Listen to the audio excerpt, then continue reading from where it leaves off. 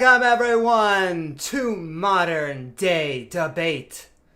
We're a neutral platform welcoming everybody from all walks of life. If you're looking for more awesome debates, don't forget to like and subscribe, including tonight's debate on Flat Earth with both of our interlocutors, FlatterDay Saint and Fight the Flat Earth, here to help us find some answers. And if you enjoy what either of them have to say tonight, both of our guest links are in the description below. And with that, I'm going to hand it over to FlatterDay Saint for their 2-minute opening statement. Ladies and gentlemen, the moment you've all been waiting for. So without further ado, so they call me FlatterDay Saints. My girlfriend calls me Flat Nasty. Craig just calls me Drew. So yeah, I've been a flat earther for, I don't know the day. It's been about like 4.5 years, something like that. And I've always felt like my whole life has been a lie, and that every time I looked up at the sky, it looked like there was a dome. I always had too many questions for the teachers and for authorities and everything. But still, even after being a conspiracy theorist and somebody that doesn't trust the narrative of the news and everything, I still wouldn't even listen to my girl when she's like, I think the earth is flat. I think the earth is flat. And I was like, I don't have time for this. Like, seriously, I really don't have time for this. It's ridiculous, right? And then one day I watched a video, Eric Dubé's 200 proofs, and something hit me. And so like a lot of flat earthers I meet, like 6 months down the road, I'll be like, so what's up? Are you a flat earther now? They're like, I'm on the fence. I'm like, dude, that's crazy. I was like diehard flat earther 6 hours after I found out. I did nothing. I spent days and weeks just studying, watching videos and reading up on it and following it. So I can't speak for anybody else, but like, I love flat earth. I will die for flat earth. This is my passion. I'm a born again flat earther, straight up. So, that's how I roll in my neighborhood. All right. Thank you so very much, FlatterDay Saint. And now we're going to hand it over to Fight the Flat Earth for their 2-minute opening statement.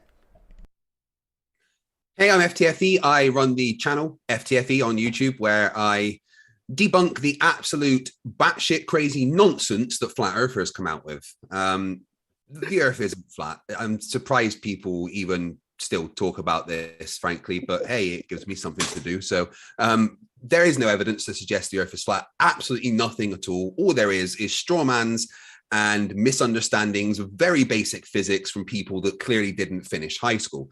I'm not going to be nice. There's nothing to be nice about with such stupidity. I'm here to absolutely destroy in this debate and make FlatterDay Saints look like the moron that I absolutely think that he is.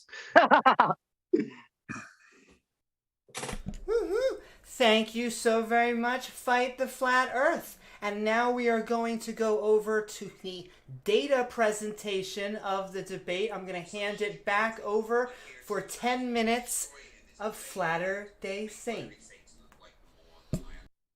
Ladies and gentlemen, you have to excuse me. I'm just coming back from a concussion. So I was out for a little while. While I was gone, my channel, FlatterDay Saints, and my backup channel, Flat Nasty, FE Flat Earth Rapper, Simon Dan actually was filling in for me for a week. So I'd like to thank Simon Dan for filling in for me, and McToon for filling in on my other channel. You represent FlatterDay Saints, Flat Nasty, and the FEMA Camp Rappers to the fullest. I love you guys. So we're talking about Flat Earth, right? This is a Flat Earth debate? Okay. Craig, I'm glad to see you here. I really like you a lot. I've been a big fan of yours. Huge admirer of what you do, what you stand for. I think it's a very noble cause. If I got paid the type of money you get paid from NASA to make children think that we live on a heliocentric cartoon spinning ball that was brought to you by Jesuit priests in an infinite universe, then I'd probably take the check too, honestly. I'm pretty broke, so, where I come from, we do a lot of things, most people wouldn't do for money, but, it is what it is. But, yeah, I got mad love for Craig, you know what I mean? Even though he doesn't respond to my emails or anything. So, yeah, so basically, ever since I was a little kid, I've been wanting to be a flat earther. Children think that we live on a heliocentric. I felt like this is my calling. Like, this is why I was born in life. I don't think any of you flat earthers who are watching this could have been could have lived in a better time. I've heard a lot of people say, why did I have to be born during the apocalypse? Oh, the mark of the beast is coming. It's like, man, you know, there's nothing new under the sun. Let it come. It's going to be fun, I think. You know what I mean? Get your hot dogs if you eat meat. And get your marshmallows and roast them, because there's going to be a huge fire coming, a firestorm. You know what I mean? It's going to be good, though. So I'm going to flat out refuse that mark if it comes. And my mom, let's say my mom had COVID, right? Metaphorically speaking. And her chart was like this, right? So I told my mom ever since I became a flat earther, I told my mom I was going to grow up to be a famous flat earth rapper and make a song about Polaris and name it after her. But my mom was like up here, you know what I mean? And I talked to her about flat earth. You know, she was all into the, you know, the thing that comes after 8 and the thing that comes after 10 conspiracy and everything. So she was a little bit on it, but I started talking about flat earth. I was like, Mom, you follow you read your horoscope thing every day, right? So do you even know how that's made? How they make the horoscope? She didn't know. I've talked to people who've been reading their horoscopes like 20, 30 years, right? And they don't know. And I've talked to Christians, they're like, oh, the horoscopes are bad. We don't mess with that stuff. But in the back of their mind, because their church logo has like a globe ball as their, you know what I mean? So they're representing Jesus Christ and, you know, saved through the blood. You know what I mean? I'm not going to quote it verbatim, but, you know, you get the picture. But yet they don't believe in the zetetic cosmogony. Is really sad. And if, as a matter of fact, like those are the people who are saved by Jesus are the hardest people to talk to about flat earth. I always try to hit them with John 3:12, you know, where Jesus says, if you don't understand earthly things, then you won't understand heavenly things. So I consider heavenly things that like stars, planets, Uranus, the moon, the sun, you know, the ISS. No, I'm just kidding. No, but all those things that spin around us, I consider those heavenly things. I don't know if those aren't heavenly things, then, you know, I guess that's up to the interpretation of the person who's thinking about that. But so if they don't understand these heavenly things, they're not going to understand the earthly things. You know, it's like you're going to try to tell me about how to make my roof on my house better and put in windows and make the paint good. All the stuff you need to do just to have a house, but yet there's no foundation, right? You're just gonna put it. You know what I mean? We're just gonna build a house. We're just gonna build a house on top of a bunch of flat dirt, right? By the way, when they build houses or buildings or anything, they use a plumb and a level. You know, the thing with a little water bubble. I'm just saying though. But I guess I've heard from certain people, I'm not going to say any names or anything, but they've read me the dictionary definition of level, and they've read me definitions that they've said. They're like, yeah, level means curve. It adheres to the circumference of the earth and everything. So I'll tell people like, give me one good reason why you think the earth is flat. Please. So then I tell them, well, water always finds its true level, no matter how big the container is. Yeah, but I said, water can't adhere to a spinning ball, right? It'll fly off. Well, there's gravity. I'm like, okay, that's cool. Gravity explains how the water sticks to the bottom of the ocean, no matter what shape that is.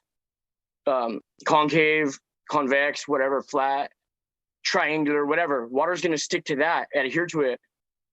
But water always finds its true level. Not on a drop of water, though. But anything bigger than a drop of water is going to find its true level, basically. So if you're going to use the argument of like, oh, I can show you water sticking to a ball because, you know, you see a drop of water on the back of a ladybug or something. If that's what you want to believe, that's cool.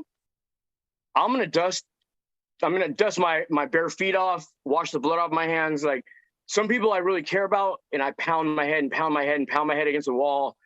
This one friend I used to have, dude, I punched my hand through a window, dude. It was bleeding everywhere because I was so mad at him. Because after like 7-8 months of talking to him and showing him hundreds of hours of videos, I would hear him like making fun of me to other people, like when I was around, but out here. And I was just like, what's up? I don't know. I used to get really angry. I would want to fight people. I'd punch walls and everything. I would get so frustrated inside that they couldn't see what I seen about the flat earth. Like I was really bashing my head against the wall for a while.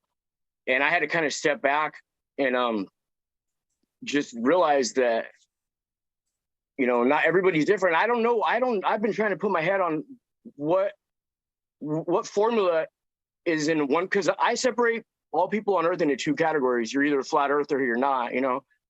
So there's like young creationists, there's Hollow Earth, aliens. Those guys don't get blocked on YouTube. They make real movies by Paramount Pictures about those type of people, you know, but they try to knock flat Earth so hard. There's people that set up channels just to try to make fun of flat earthers, like Nathan's Duck Suit or Bob's Gyroscope. You know what I mean? So like, why would they do that? You know what I mean? It's weird. Like, flat earthers don't go trolling and making up fake names to go on like Glober's chat rooms and stuff. And if you do, then that's cool, whatever. If you're a flat, I don't know any flat earthers that would do that though. So we have enough to worry about already. You know, a lot of my family think I'm bad stuff crazy. My aunt used to be a teacher for like 30 years at elementary school. And so I had her send me all the children's books of Christopher Columbus sailing to America to prove the Earth is a globe, and he didn't fall off the edge. And I'm like, the question I ask everybody, and the main answer I get, why they are so against flat Earth and everything, because flat Earth straight up brings out the worst in people, dude. And I've brought out legions of demons, dude. I've seen the demons, dude. I've been punched in the face talking to somebody about flat Earth. I've been threatened. I've had death threats. You know, I probably like 75 or 80% of the people I used to communicate with, family and friends, before I became a flat earther, they don't talk to me at all. You know what I mean? They flat out, like, I'll go to their house and they'll be like, tell them I'm not here. So it's like, because they know, like, the first thing out of my mouth is I'm going to talk about flat Earth. You know what I mean? Why would I talk about anything else? If they're not a flat earther, and I've already told them, that's all you're going to hear from me, you know, pretty much. So that's how I feel. I can't just be the person who, like, flat Earth is the elephant in the room, dude. And I'm not just going to be like, oh, you know, what did you do on Top Snatch or Tick Bait or whatever those YouTube channels are? You know what I mean? Or talk about post pictures of food or something like that. But, you know, they got everybody distracted. They got everybody wearing grounding inhibitors. You know, you got to rock them J's. They got everybody into what type of food they're eating and everything like that. And people make such big deals out of this stuff. Like, women I know with 500 pairs of shoes. Some guys I know have 500 pairs of shoes. That's crazy. I was looking in my closet the other day for a pair of matching shoes. I found like 3 shoes. None of them matched. I don't care. You know, I only wear shoes if I have to enter a government building. Nah, but yeah, so I'm really glad that Craig was able to join me here today. Craig's a really good debater. He's one of my favorite. I got his trading card. Hopefully he autographs it for me later. Another thing that proves flat Earth is just basic. Another thing? Is stars. They circle around Polaris every night. Polaris never moves. Okay. So Polaris never moves. It hasn't ever moved. People will be like, oh, it's moving like this much. Yeah, my lady moves about that much. You know what I mean? She's pretty lazy, just like Polaris. So I just can't wait to hear what Craig has to say. I love his accent. I can do it pretty well when the time is right. And it's really good to be here. I've never met you before, Madame, but the pleasure's all mine.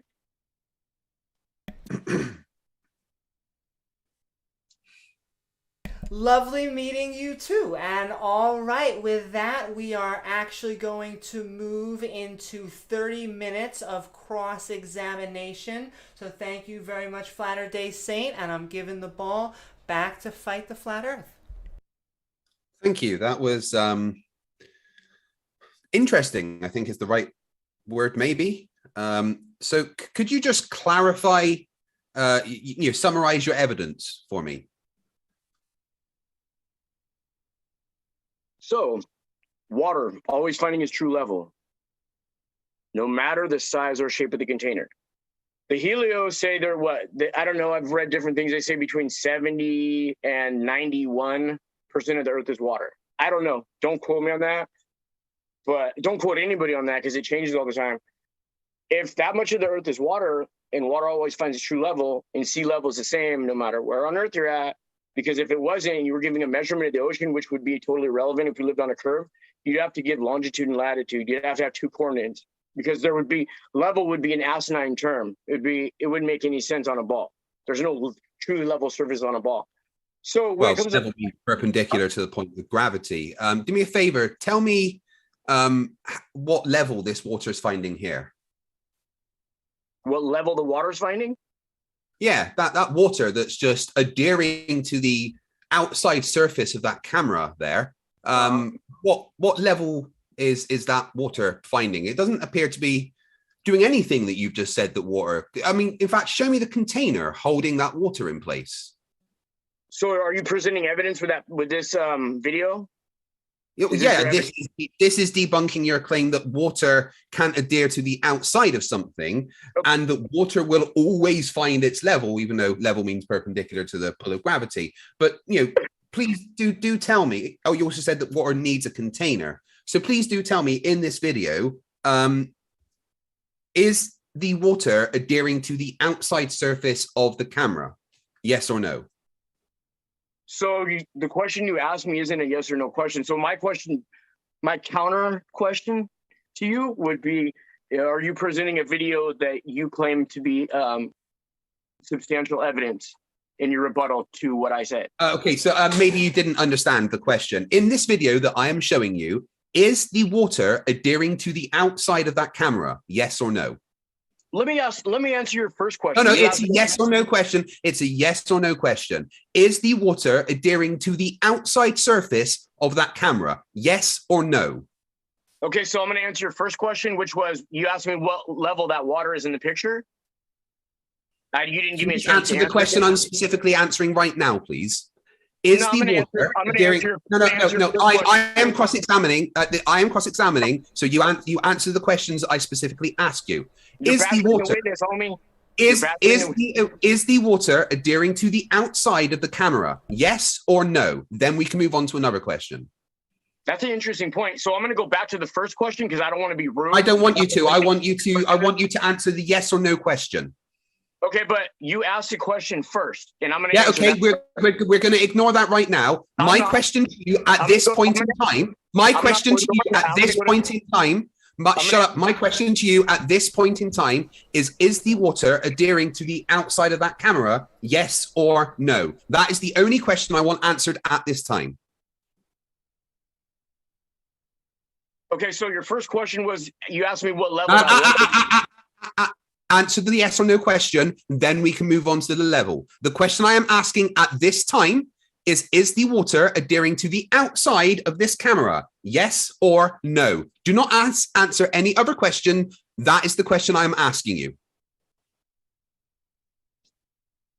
So you're showing me a video did you videotape this yourself? Yes or no? Is the water in this video adhering to the outside of that camera? Yes or no? Well, I mean, you could be showing me a Disney movie. I want a yes or no question. I don't care about anything else. The only look very carefully. There is a camera inside a sphere of water. Is the water adhering to the outside surface of this camera? Yes or no?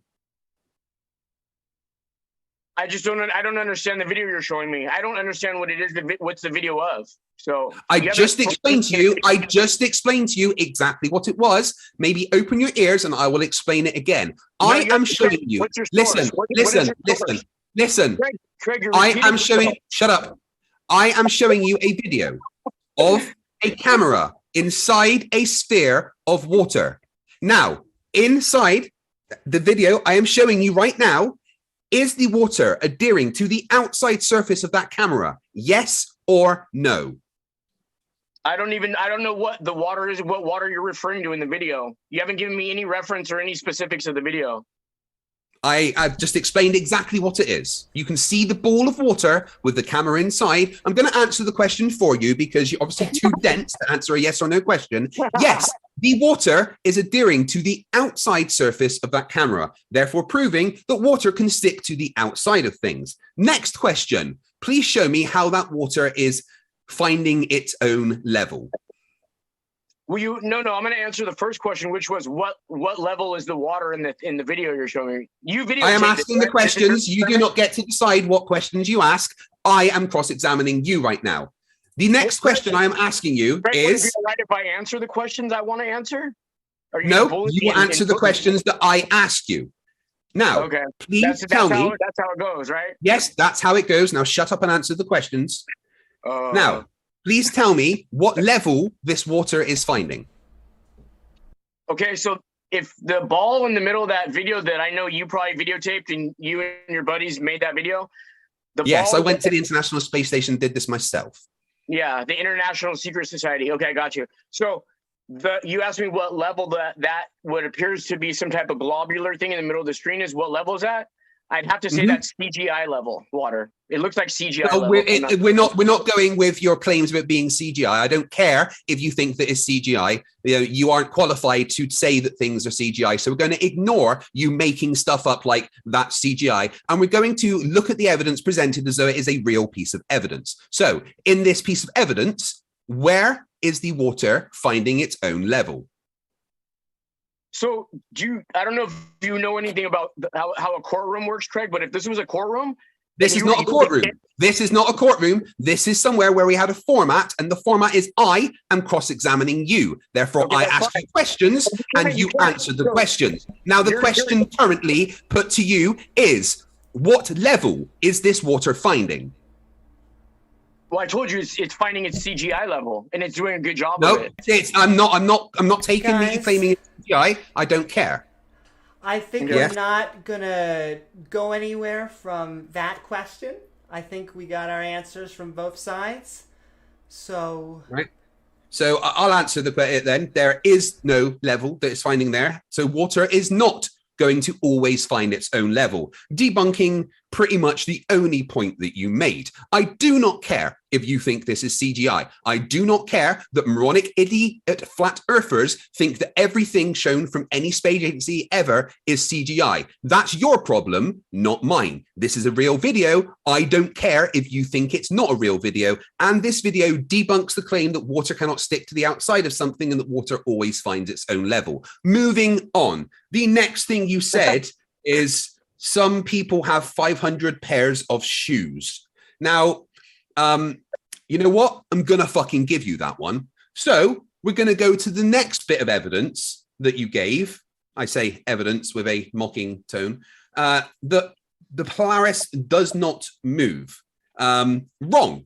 It absolutely does move at 0.0004 arc seconds per year. On the website mctoon.net/Polaris, you can find documented evidence of Polaris moving throughout the years, as sailors had to document the moving positions of the stars so that they could accurately navigate using celestial navigation. In the 3rd century AD, a very famous sailor, a very famous Greek sailor, looked at the point of rotation in the north when he looked at the stars and noted how the north point of rotation was a void, a black void with no stars. Because at that point, Polaris was not at the center. However, now Polaris is roughly in the center, but it moves every single year. In about 20,000 years, it will be the star Vega. Polaris 100% does move. There is documented evidence. Again, you can find that evidence on mctoon.net/Polaris. So that debunks your point of the stars and Polaris doesn't move. You didn't give any other evidence. So I don't really know what else I can ask you. What do you say about the Polaris thing? So you just gave me some made up number that nobody on Earth could ever prove. It's ridiculous. It's documented. Okay, sure it is. Yeah, it's been measured. It's measured all the time. 86,000 miles per second, right? Because they're able to figure that out, right? Say that again. And also the speed of light's documented at 186,000 miles per second, right? Because people are able to calculate that. Yeah. So, like, I could show you. I don't know if you ever heard of something called the Flat Earth app, where it shows the way. Yeah, that doesn't work. I've debunked that already. It literally cannot predict which way the sun is going to rise. Okay, that's cool. Okay, I could show you that video and ask you which direction is the sun and the moon going? And you go, what is that? What kind of evidence are you showing me? Well, that doesn't matter. I'm just going to talk over you, and I'm going to try to sound forceful and like maybe possibly hopefully intimidate you or discombobulate you so you don't know what to say. But like, yeah, okay, we're talking about Polaris. What evidence have you got that it doesn't move? So I'm focusing back more on your evidence, the video you showed me. You never answered my question. You just kind of like what was the question? I mean, I was cross-examining you. You're not cross-examining me. What's your question about it, though? You can't cross-examine somebody with a video you show and then not give any source or anything. You're just saying NASA, that was what says. How do I know that? How do I know that? How do I know NASA doesn't take that $50 million a day they get from our tax dollars? I don't care what you think about NASA might do. That is from NASA. That is the source. It's not CGI unless you can prove that it's CGI. You don't have anything to say. I mean, every time I try to talk, what do you think? What do you think they do with What do you think they do with $53 million a day? Have really good parties with a bunch of hookers and blow? No, what they do is they have really good parties with a bunch of little boys, bro. Well, that's a fucking horrific thing to say, you piece of shit. Well, you know, it is what it is. NASA. Yeah, it is what it is. It displays how much of a piece of shit you are. Yes. That's cool. Hey, if being a piece of shit is not a heliocentric, then I'm a piece of shit all day, bro. You know what I mean? I'd rather be a piece of shit than you demonstrate that quite clearly with your own actions. But anyway, the source is the videos from NASA. I do not care if you think it is fake. That does not come into my thinking. You would need to have some qualifications and stuff to prove that it's CGI. It's really not. It's real. I do not care if you say it's CGI. Therefore, it debunks your point. Again, the only two bits of evidence that you gave, and it's not really evidence, it was just claims that you made. You said water can't stick to the outside of something. I debunked that. You said water always finds its level. I debunked that. And then you said Polaris does not move, and I debunked that. So, Craig, the video you showed me, let's just say that is real, and they were actually doing that, right? Yes, so first of all, there's two things that you totally overlook. The first one is, dude, I have all day, so I'll wait till you're quiet to talk. I mean, I don't mind being interrupted, but you know, carry on. I'm asking you to. The audience want to hear my voice, Craig. I got a nice voice. I'm a soprano. Sure, they do. Yeah, carry on. They call me the songbird of my generation. Carry on. Bro. Anytime you want to carry on, that's fine. We're just gonna bring you both back to the subject. Heart you both. All right. Yeah, I'm waiting for him to get to it. Craig gets me so discombobulated and my heart rate just goes up. I need my wife to bring me my. Yeah, you get to the point. Okay, so the first thing, Craig, is that we were talking about water on Earth, right? And so space is not on Earth. No, we weren't. Yeah, I'm assuming they were in outer space when they made that video. We weren't talking about water on Earth. That was not specified at all. You just said water can't stick to the outside of something. Yeah, but I was obviously referring to water sticking to a globe. What do you think I'm referring to? Water sticking to a camera on the ISS? That's not what I said. Come on. You're trying to make me look dumb, but it's not going to work, bro. You know, I would not try to make you look dumb, Craig. I would never do that. Now you are literally moving the goalposts. So, you know, that's fine. If you want to commit fallacies, that's all up to you. Well, the referees just measured it and the ball was over the line. So we got to go. We're moving the goalposts. It's a first down. If you say. Nah? I didn't hear what you said. I said, if you say so. Well, yeah, you know. Okay, let's look at your claim that water can't stick to Earth as a globe. Well, the Cavendish experiment debunks you there because it clearly shows that mass attracts mass. Water has mass. Earth has a much larger mass. Therefore, according to F equals G M1 M2 over R squared, the water will be more accelerated towards the Earth and stick to the outside of the globe. That is experimentally verified over and over and over and over. So there's another evidence that water can in fact stick to the outside of it. Mass attracts mass. I'm talking about water. They've never recreated water adhering to a ball, to a spinning ball. Mass attracts mass. Does water have mass? Yes or no? I don't know, bro. You tell me. You're the one talking about it. Water has mass. Does the Earth have mass? Yes or no? So mass attracts mass. You're talking does about. Does the Earth have mass? Yes or no? I don't know. Yes, I've never measured. Is the Earth larger than a drop of water? Yes or no? I don't know, Craig. You tell me. Yes, then, therefore, according to the universal law of gravitation, Fg equals G M1 M2 over R squared, water can adhere to the outside of our globe Earth. So you just said a bunch of numbers and letters that not only do you not understand, nobody in the audience understands. You just No, I understand it pretty well, actually. I've derived that myself. In fact, did the Cavendish experiment myself in the first year of my physics degree. Oh my God, you're so funny. Okay, so nobody's ever recreated water adhering to a spinning ball. It's ridiculous, but they can recreate quantum I can show you water walking, sticking to a spinning ball. rotating over a bigger disc. You can recreate that on a smaller scale, Craig. I know you know what I'm talking about. Yeah, quantum locking requires a lot of things that do not exist on Earth naturally, and is not an explanation for how water would stick to anything. Wait. You completely ignored my point that mass attracts mass according to requires a lot of things that they don't have on Earth. You said quantum locking naturally do not occur on Earth, like extremely cold temperatures allowing the electrons to flow the way that they do. Quantum locking is irrelevant to the conversation we are having about water adhering to the outside of something. I have given you evidence that water can do it in the form of a scientific experiment known as the Cavendish experiment that absolutely demonstrates without a shadow of a doubt that mass attracts mass according to the universal law of gravitation, Fg equals gm1 m2 over r squared. It can be repeated. It can be verified. Go and check out Blue Marble Science, who recently built his own, and then check out MC Toon's channel, where Blue Marble Science brought that to a conversation to have with Kyle Adams from the Flat Earth Institute of Science. Mass attracts mass. Water has mass. Earth have more mass. Water attracts to Earth. Done. Next. Okay, so you don't really let me address the points. You contradicted yourself. I did not. Man, bro, you're just gonna keep interrupting me. I don't mind really, but it's just gonna carry on. It's gonna prolong. I'm not gonna let you lie by saying I contradicted myself when I did not. And all right, guys, we're gonna just ping pong back and forth, get some good sound out there for the audience, sending love out there on the interwebs. FlatterDay Saint, the ball is yours. Okay, so I asked you if they could recreate water adhering to a ball on Earth, right? Then you proceeded to show me a real, factual, probably live via satellite happening right now, maybe, image of inside the ISS. And there was like a globular thing. And you said, is this adhering to an object? So, number one, that thing wasn't adhering to...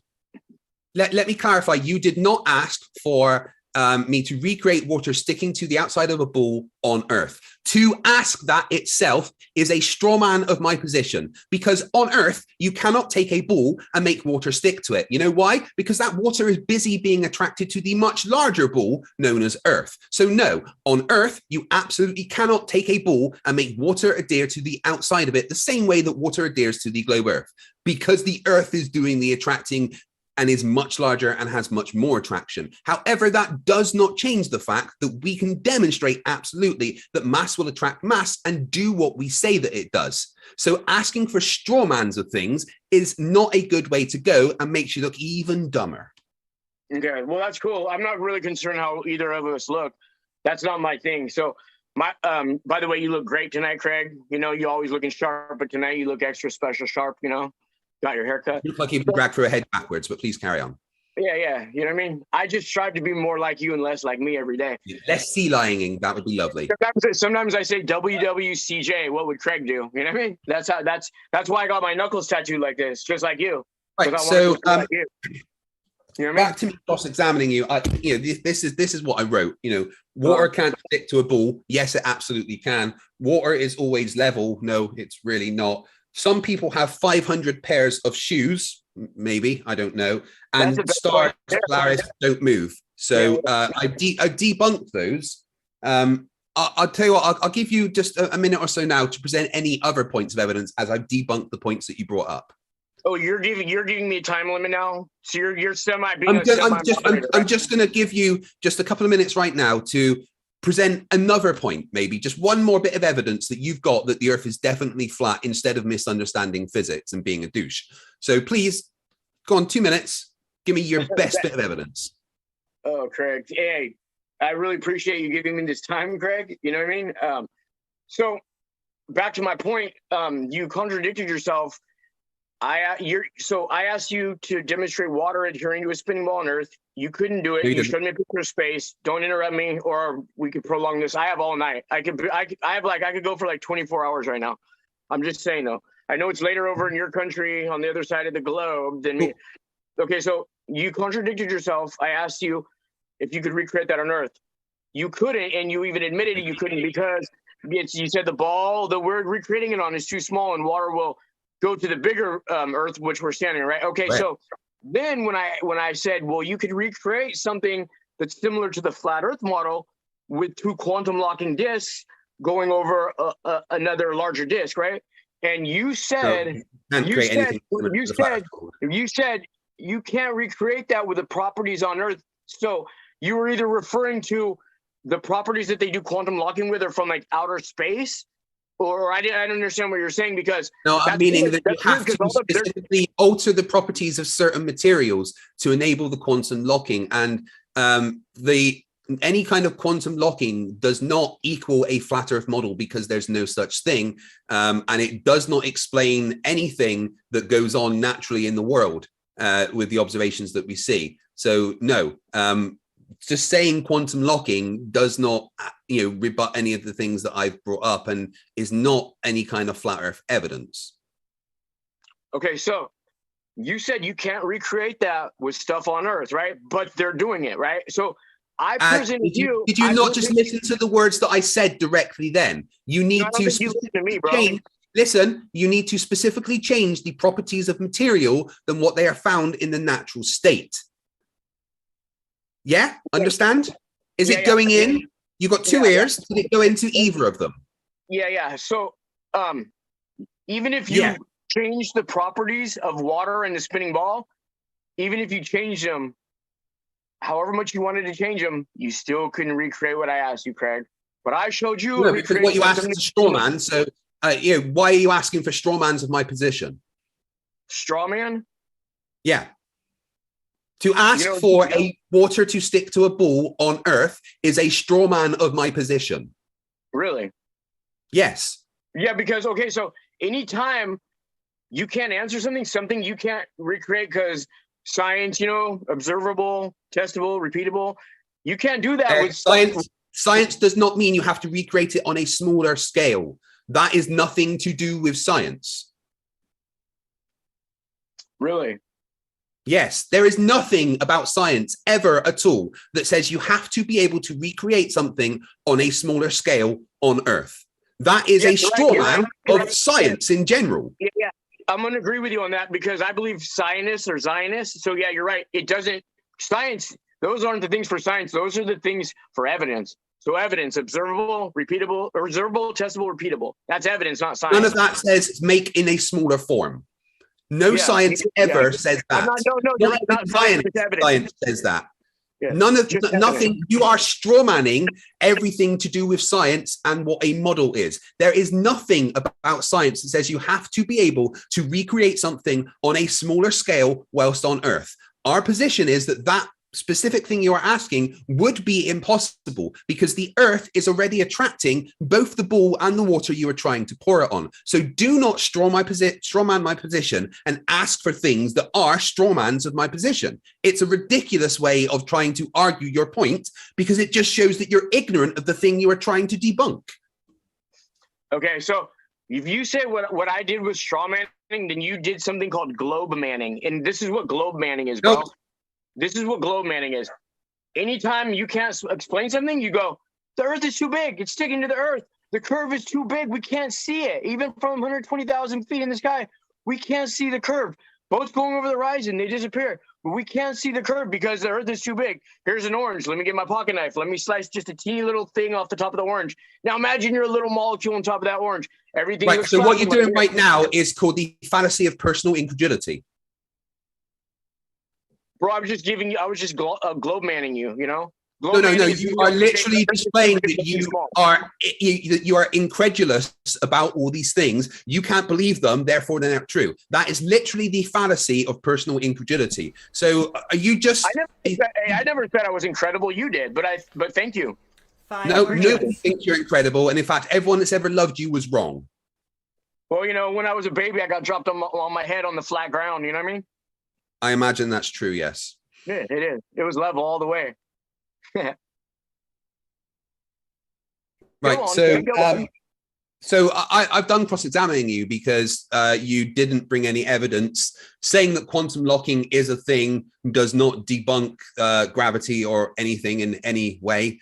Polaris does in fact move. It's documented. The scientific experiments show that mass attracts mass and water can stick to Earth because Earth's a really, really big mass. I've also shown you literal videos of water not finding its own level and sticking to the outside of things. So I've debunked everything that you brought up as evidence. Even on the ISS, you didn't show me water adhering to a ball, though. You showed me water because you want to see water adhering to a ball. You want to see water adhering to a ball? Here you go. There's water adhering to a ball. There's a photo of it. Oh my God, I'm gonna throw my FlatterDay Saint hat away. You got me on that one. That's a good one. Is that the blue marble you're showing me? No, this is pre-blue marble. This is from 1968, one of the earlier Apollo missions. This is the 1972 blue marble, which is a bit of a clearer photo. No. There you go. There's water sticking to the outside of a ball. And you know what? Actually, let's think about this. If you are allowed, are all lining up perfectly with their coordinates. The stars behind the Earth. So because you don't understand about exposure levels and stuff, that's again your problem, more personal incredulity. But I want to quickly go back to your point about quantum locking. So to be able to quantum lock something, you need to seriously reduce the temperature to, as close to absolute zero as possible, right? So if you're allowed to do that, if you're allowed to reduce the temperature of things to enable a certain thing, hold on, let me make my point. If you're allowed to reduce the temperature of things so low that it changes the property of things, then I'm going to be able to do that as well. So I can absolutely take a ball and stick water to the outside of it. That water is going to be below 0 degrees centigrade, but it's absolutely going to be sticking to the outside of it, changing the properties in the same way that you are changing the properties to allow quantum locking. Excuse me. So actually, I know a lot about aperture and exposure. I'm a photographer. No, you don't. Are you a photographer, Craig? Yes. Are you? Uh-huh. I can imagine. I'm a videographer, yes. I'm a videographer and a filmographer and a video editor. And there is no way that you would be able to have the exposure levels of a camera high enough to be able to make out the details of the Earth whilst also seeing the stars in the background. To be able to see the stars in the background, the Earth would be a white mess. It would just be white and nothing else, because you need to let a lot more light in for that to be able to happen. You need to seriously reduce the levels of light coming in to pick out the details on Earth. And when the levels of light come in are that low, it does not show the stars. You said levels. I like it. You know what I mean? You're flat. You know the Earth is flat, Craig. You're just getting that fat check. You know what I mean? Uh-huh. Whatever you say. Yes. NASA pay me greatly. That's why I'm advertising them right there. Yes. I know that. It's all good. Hey, you're one of the. Hey, you're one of the best gatekeepers they got. You know what I mean? Yeah, cool, absolutely. I'm a Jesuit, Zionist, gatekeeper, Freemason. Exactly, that's right. I know you are. I don't think you're a Trey. You know what I mean? So, right, are we done with your cross-examining? Because I can go on to some evidence I'd like to see you try and debunk. Well, Craig, you said that you need to turn the exposure levels down really low to see Earth, right? Because it's too bright. Okay, so yeah. How come they've never? Hey, I have two questions now. The first one is, why haven't they just taken a picture without the exposure levels with the stars in the background, just so us Earthlings can see what it looked like through the camera? That's the first question. Why do they always turn the exposure levels down to get rid of the stars? Because you can tell by the coordinates of the stars exactly where the Earth is and debunk them. That's why they never show the stars. They can't. No, there's plenty of times you can see stars in pictures. There's plenty of times. That's the glove that didn't fit, bro. You know what I mean? And on that note, guys, literally making stuff up. We are going to actually move on to Fight the Flat Earth's 10 minutes of presenting data. So I am handing the ball right back to you, Fight the Flat Earth.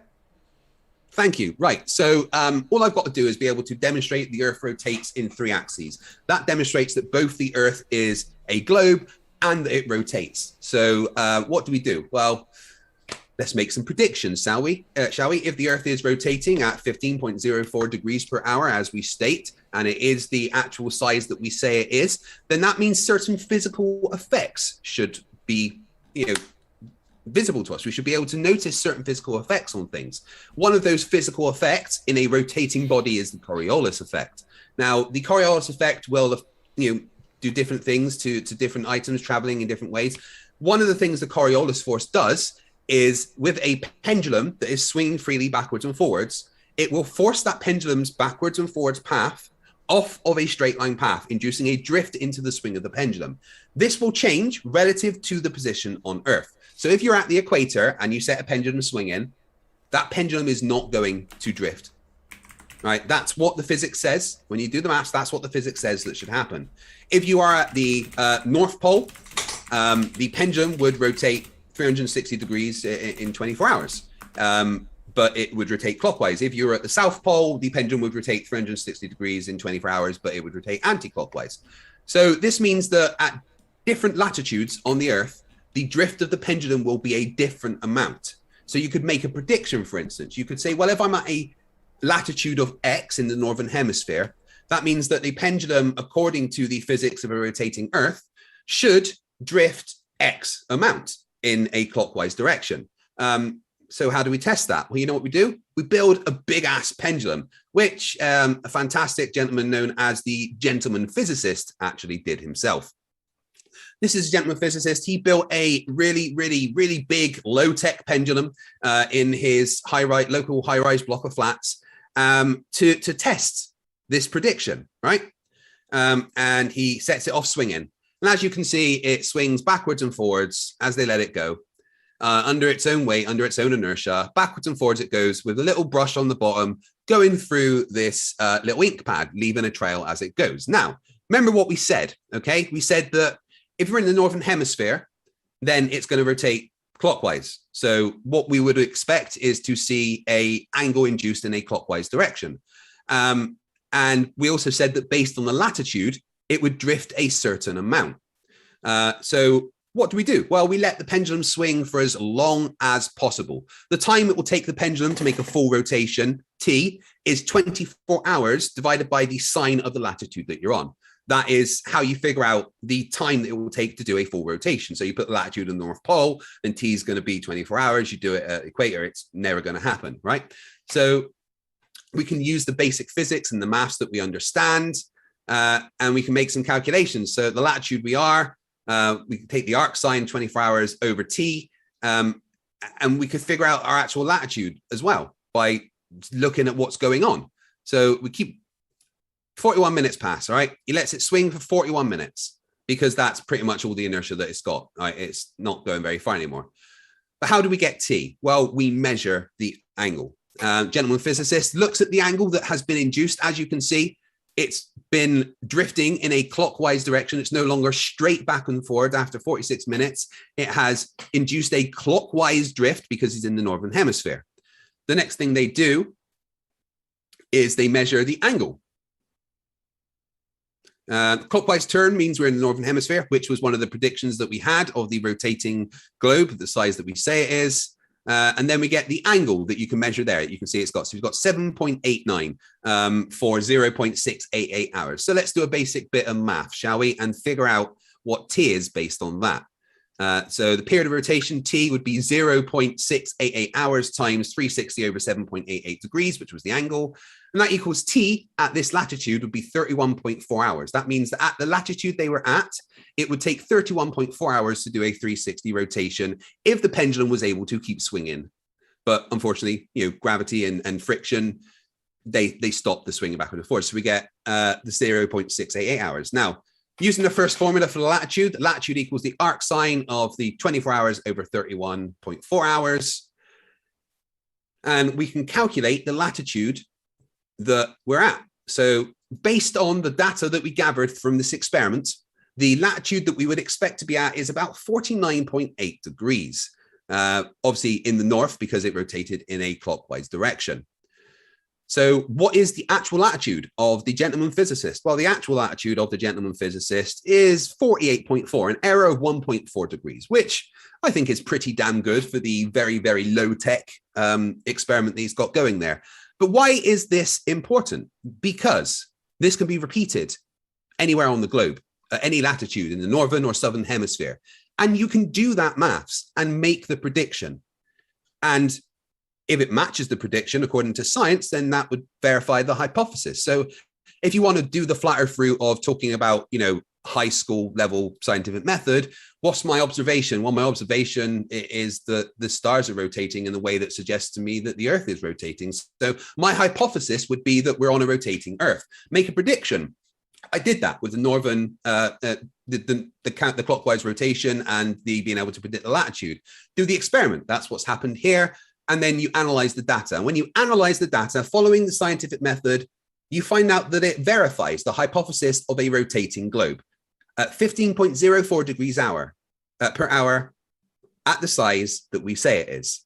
This is 100% evidence that we are on a rotating globe with 3 axes and that the earth is not flat. I'm done. Thank you so very much, Fight the Flat Earth, for your 10 minutes of data. And we're now going to give it to FlatterDay Saint for his 30 minutes of cross-examination. Okay, so Bring it. I just wanted to point out that you said level 4 times during your thing. You said he was testing in the flats that he lives in, better level. So pendulums, right? Okay. Pendulums, yeah. We're talking about pendulums here, right? I love pendulums. I love them. You love them. We got to have them. You know what I mean? I got one in the bathroom. You know what I mean? So when I'm sitting down, taking care of business, I got a pendulum right there. Hey, anyway, so the thing with the pendulum is I don't know a lot about pendulums, but what you said, you contradicted yourself a couple times. You said a lot of globe earth buzzwords and acted like you were hilarious. You're not hilarious, but you think you're hilarious. So first of all, you said the gentleman measured the pendulum in the northern hemisphere. It rotates clockwise. These were your words, right? You said at the equator, it's never going to happen that way. Then you went on further to say it can be repeated anywhere on Earth. So you can do that experiment that you were showing anywhere on Earth, the northern hemisphere, or not at the equator. I don't understand. You said 3 different things. If you do it at the equator and you do the maths, you will find out that it shouldn't rotate. That's the point. When you do the maths to make the prediction, you will be able to predict that at the equator, the pendulum shouldn't drift. And then you would do the experiment and find out that your prediction matches what happened. So when you said anywhere on Earth, you with an asterisk silently in a little bubble over your head, you thought anywhere on Earth but the equator, right? No, I just told you, you can do the experiment at the equator. And when you make the prediction based on the maths, you will find that the prediction is that the pendulum should not drift. So you can absolutely do the experiment at the equator with an expected outcome of 0 drift. Okay, so here's another thing about your little experiment, Craig. That's so you're just going to experiment. You're just going to ignore what I've said then. You're just moving on from that. No, we'll go back to that then. Okay, so cool. The things you're talking about at the equator, they're just speculation. You've never done it. That guy's probably never done it. And you're just throwing a bunch of numbers out there. It's been done many, many times all over the world. I mean, you could say that. That's cool. You know what I mean? Walt Disney did a lot of things too on film all over the world, but that don't mean it's real. You know? I can show you a Mickey Mouse cartoon, bro, with the big ears and everything. You can look up the experiments yourself. This experiment has been done all over the world. Yeah. Okay, so there's pendulums in museums all over the world, literally all over the world. If you doubt me, instead of just going, I don't believe you, the appropriate thing would be to go and do the test yourself instead of just going, I don't believe it's been done.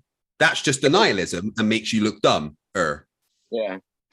Okay, so I could also go to a museum and see like a dinosaur skeleton or anything. That doesn't mean it's real, bro. That's just made out of resin. Dinosaurs were definitely real. Yeah, the skeleton. That's not what this debate is about. Right? Okay, so non sequitur. Let's stick to the evidence I brought up. I did not once mention dinosaurs. Yep, we're gonna stick You're to. the one that brought it up, Craig. You're the one that brought up dinosaurs. No, I didn't. You dipshit. Please carry on. Craig. Craig, I'm going to put a nickel in the nickel jar every time you cuss. I'm going to be a rich man by the end of this show. Carry on. Craig, that was a quarter. The F word's a quarter. Remember that. Okay, Sending love to both of you guys, and then I got mad love. Keep the questions flying. Yeah, he doesn't. When he says that, he doesn't really mean it. You know, every time we talk on the phone, we're chopping it up, talking about the, whatever sports team won this. I would rather cheese grate my nipples than have a conversation with you in private. Oh, Craig, come on, bro. Please carry on. Please carry on cross-examining my evidence. Bro, you told me you wanted a FlatterDay Saints hat. Please carry on cross-examining my evidence. All right. Any burning desire questions? Since the camera's on, I'm going to act like we don't talk. Okay, so the experiment after 41 minutes ran out of inertia, Craig. Uh-huh. That would mean from the time he did the first pull on that thing until the time it stopped, whatever he did, bro. That's like a retarded experiment anyways. That doesn't prove a globe or flat, but every swing of that thing is a little bit different. Each one is a little bit different because eventually it slowed down. None of them were ever the same, equal time of swing. Each one was off by a fraction of a second. Do you see what I'm saying? None of them. Incorrect. The time of each swing will remain the same. No, that's not true because you said after 41 minutes, the inertia slowed it down. Yeah, the time of each swing will remain the same. The distance that the swing carries on will not be the same. Okay, then that means the time of the swing is not the same if the distance is not the same. No, the time is the same, but the distance isn't the same. So it takes the same amount of time to do a shorter distance. The Coriolis force will be applied perpendicularly along the swing all the way in equal force. I want to say that you're not understanding what I'm saying, but you understand exactly what I'm saying. You're just good at thwarting me, right? And so I'm going to stick to the point. Yourself. Okay, yeah, that's what my mom says all the time. I mean, that I'm my worst enemy. Each swing is going to be different, just by a fraction of a second. You contradicted yourself for like the 911th million time, Craig, by saying you didn't. Each swing is different. Each swing is different, Craig. Each swing is different until it slows down. Yeah, and the Coriolis force will be applied exactly the same along the entire length of however long each swing is. Okay. When you do the maths of the experiment, the distance of each swing doesn't matter. The Coriolis force will still be applied in the same manner, however long the swing is, meaning that the same drift will be applied whether it's swinging this far or this far. You do the maths yourself, which a lot of it was explained there. I can take you a bit deeper into it. I can take you a bit deeper into the maths if you like. Shut up. I can take you a bit deeper into the maths if you like, but that's probably as pointless as doing it to my cat. But when you do the maths, you can see that the distance of each swing being shorter does not change the amount of Coriolis force that's being applied to induce the drift on the pendulum. Craig, nobody in the audience wants you doing it to your cat, bro. I think that's against the law. So your experiment about Coriolis, so the whole point of what you're saying is the whole point of that experiment was to prove Coriolis. Am I correct? Is that what you're saying? Yeah, because if the Coriolis force is applied as we think, then the Earth can only be a rotating globe because it demonstrates the curve and rotation in 3 axes. That's the only way that the maths works. The only way that the maths works is that the Earth is rotating in 3 axes at 15.04 degrees per hour, and it is the size that we say is that is the only way that the maths works to be able to make those accurate predictions, which always turn out right. Okay, so you're saying the whole point of that was to measure Coriolis. So how come Coriolis doesn't affect anything else? It does. You know what? And that doesn't prove Coriolis. I'm going to make a prediction here. You're about to strawman Coriolis. Please carry on. Okay. So that's what you showed didn't predict anything or prove anything. It demonstrated exactly that the Earth is a rotating globe. Okay. So just like snipers, just saying it didn't. Wait. Let me be clear here. Your debunk is nuh-uh. Uh-huh. So a jet that's breaking the sound barrier, flying at like, what is it, like 820 miles per hour or whatever, breaking the sound barrier, wouldn't have to take Coriolis into effect, but that little thing that's going that slow is affected by Coriolis. Which one of the 2 things I'm about to mention has a jet engine attached to it? A jet or a pendulum? Okay, so something that's going faster would be affected way more than something that's going slower. No. Listen. What does an engine do? it means it's not ballistic, it's powered, right? Which part of the pendulum has an engine that is providing a constant force to counter Coriolis? Could you please describe to me which part of a pendulum that is? It wouldn't matter if it had an engine or not, Craig. Yes, it does, because the engine provides a force which is much, much, much, much, much, much, much greater than any Coriolis force, meaning that for a jet traveling at several hundred miles per hour with a jet engine creating incredible amounts of thrust, the Coriolis force is practically negligible. So the Earth, according to you guys, spins roughly around 1,000 miles per hour? No. No? Okay. Am I You close? no, you're not. You cannot spin in miles per hour. That is a linear velocity. Please tell me how many miles per hour an engine spins in. Will it have RPM? Yeah, not miles per hour. You cannot rotate in miles per hour. That is a linear velocity. The Earth rotates at 15.04 degrees per hour, or 0.000694 RPM. That means that at the equator only, there is a linear velocity of approximately 1,040 miles per hour. Now, quick question for you. At the poles, what would the linear velocity of Earth be if the Earth is a rotating globe? I don't know. Why don't you just tell me? I don't know. Think about it. Think about it. At the equator, the largest part of the circumference, right? Yeah. The largest bit of the globe, right? Yeah. The 15.04 degrees per hour means that why is the equator the largest part of the globe? That doesn't make sense. If a globe is a perfect sphere, there is no largest part. Because the Earth is rotating that way. So, this is the part that has to travel the furthest on the outside of the equator. That is the part that has to travel the furthest to rotate 15.04 degrees per hour, which means that the equator only, that's 1,000 miles an hour. Now, if that's the outside, the poles would be right in the middle. So at the poles, what do you think the linear velocity of Earth would be? Well, when you say things like poles and linear, and rotation and traveling, the answer is zero. The answer is 0 miles per hour. The Earth at the poles is traveling 0 miles per hour. The Earth at the equator has a linear velocity of approximately 1,040 miles per hour. No, the Earth is not spinning in miles per hour because that's not possible. Yeah, I know it's not possible, Craig. I mean, yeah, because you literally can't spin in miles per hour. Physics says no. I won. You just said it wasn't possible. I rest my case. Well, you lose then because your case had nothing in it. Maybe some condoms in a bag of meth. You just said that it's not real, though. You just said it's impossible. Because you cannot spin in miles per hour. That is an impossibility. Those things do not correlate. One does not describe the other. So you rotate in miles per hour, not spin? Is that what you're saying? No, you do not rotate in miles per hour. You have a linear velocity in miles per hour. This is like explaining physics to a goldfish. Yeah, well, okay, so how come other physicists and scientists say the Earth is spinning at such and such miles per hour?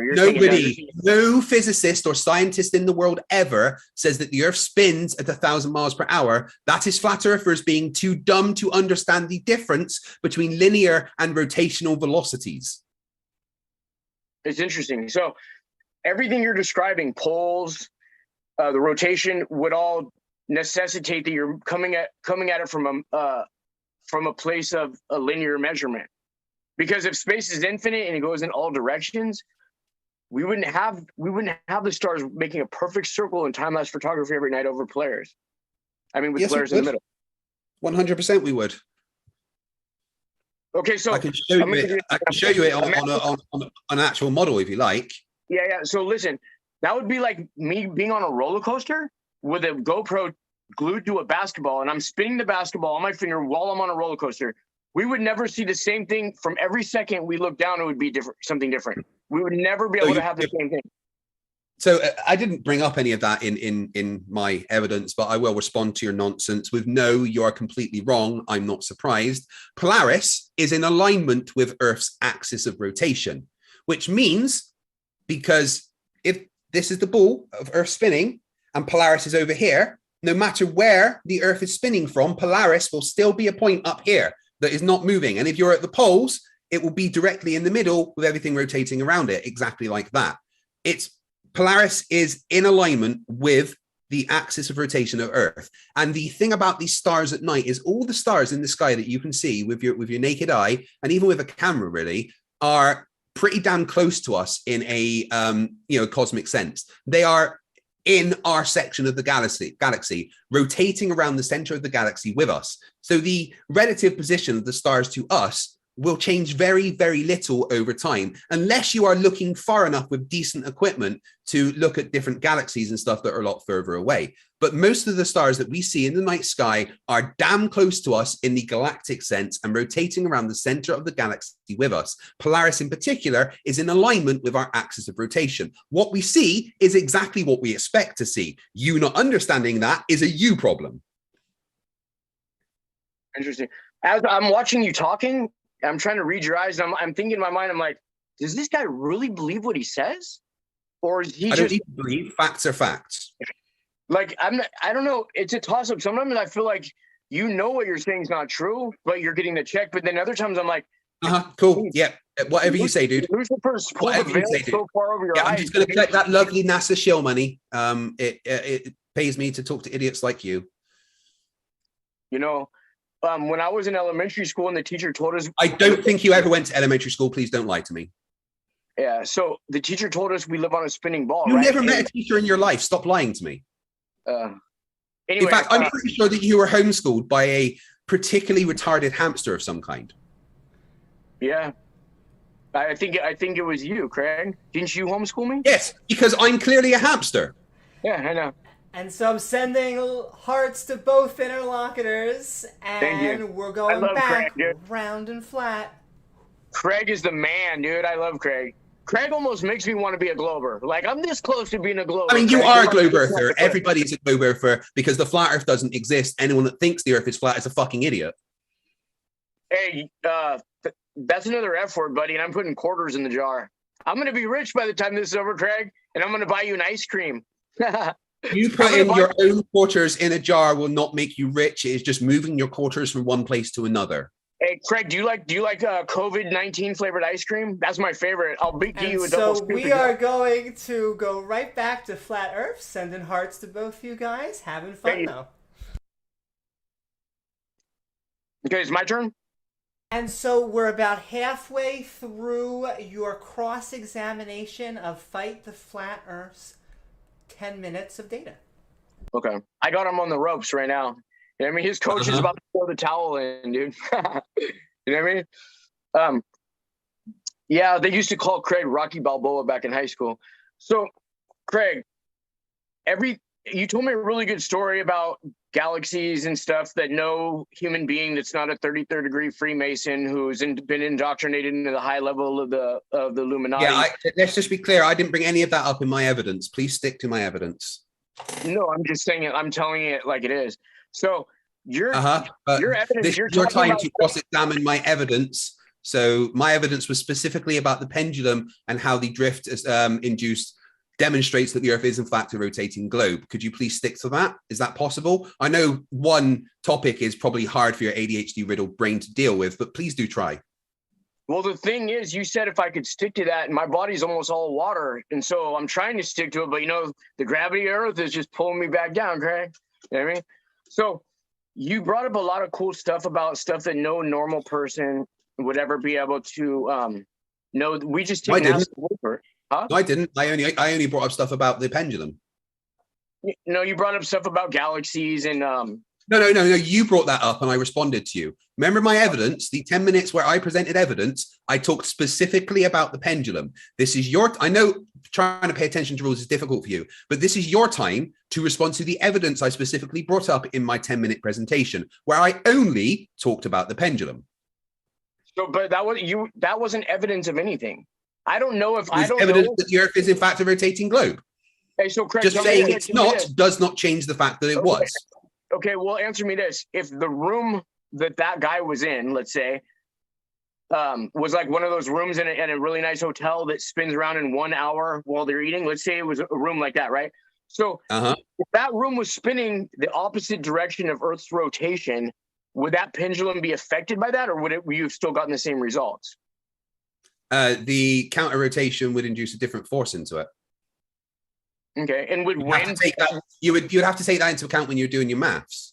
Okay, so would wind take into account to maybe altering the way that thing moved too, possibly? Yeah, but there's not usually much wind in a high-rise building. To be fair, there's usually doors and windows and walls and stuff. I know you might live in a dumpster or something. I'm not sure, so maybe you're not accustomed with like a ceiling and stuff that keep the wind out. But yeah, I live in the hood. You know what I mean? It's pretty bad right here.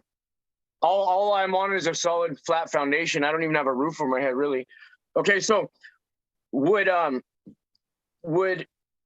possibly a train going by or heavy stomping on the floor or anything like that affect the pendulum too? No. Really?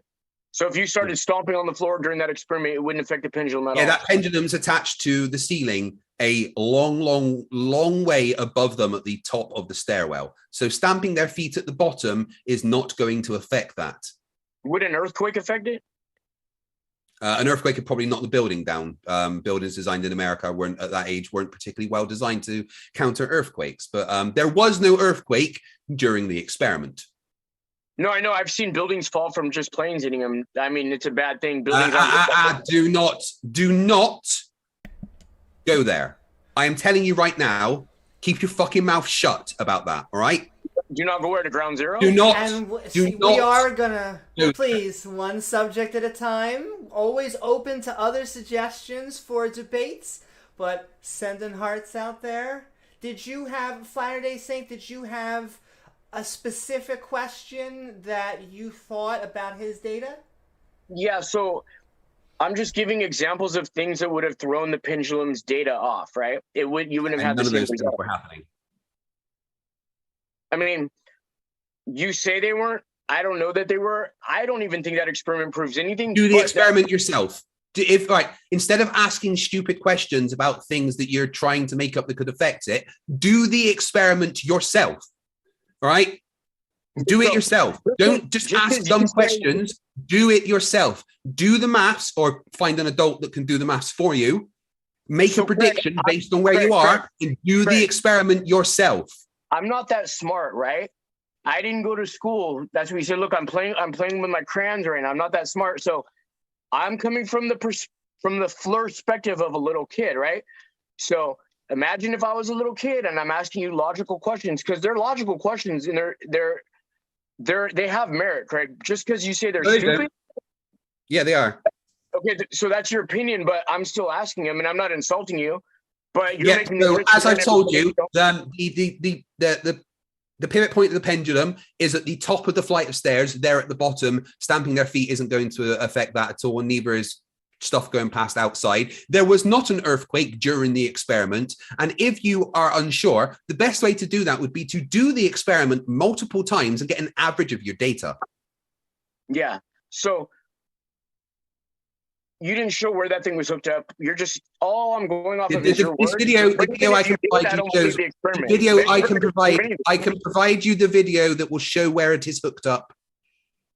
So if that were the case, that it would affect something like that, the rotation of the Earth, as you suppose, then if I would just spin a nickel or a quarter from the cuss jaw, the rotation of the Earth would affect the spin of that quarter. Would you not agree with me, Craig? No. It would not affect the spin of that quarter. But it affected the pendulum, right? Yeah, but the quarter is not attached to a pivot point swinging backwards and forwards in a straight line path. Is it? It would affect anything, Craig. You are. No, it would not affect anything. The Coriolis effect affects things that are traveling in a straight line path on a rotating body, inducing a drift into that straight line based on the difference in rotational velocity of where it is, the linear velocity of where it is on Earth. It's conservation of momentum. It's as simple as that. The Earth is traveling in a straight line, you're saying? No. You said it would affect anything traveling on a straight line.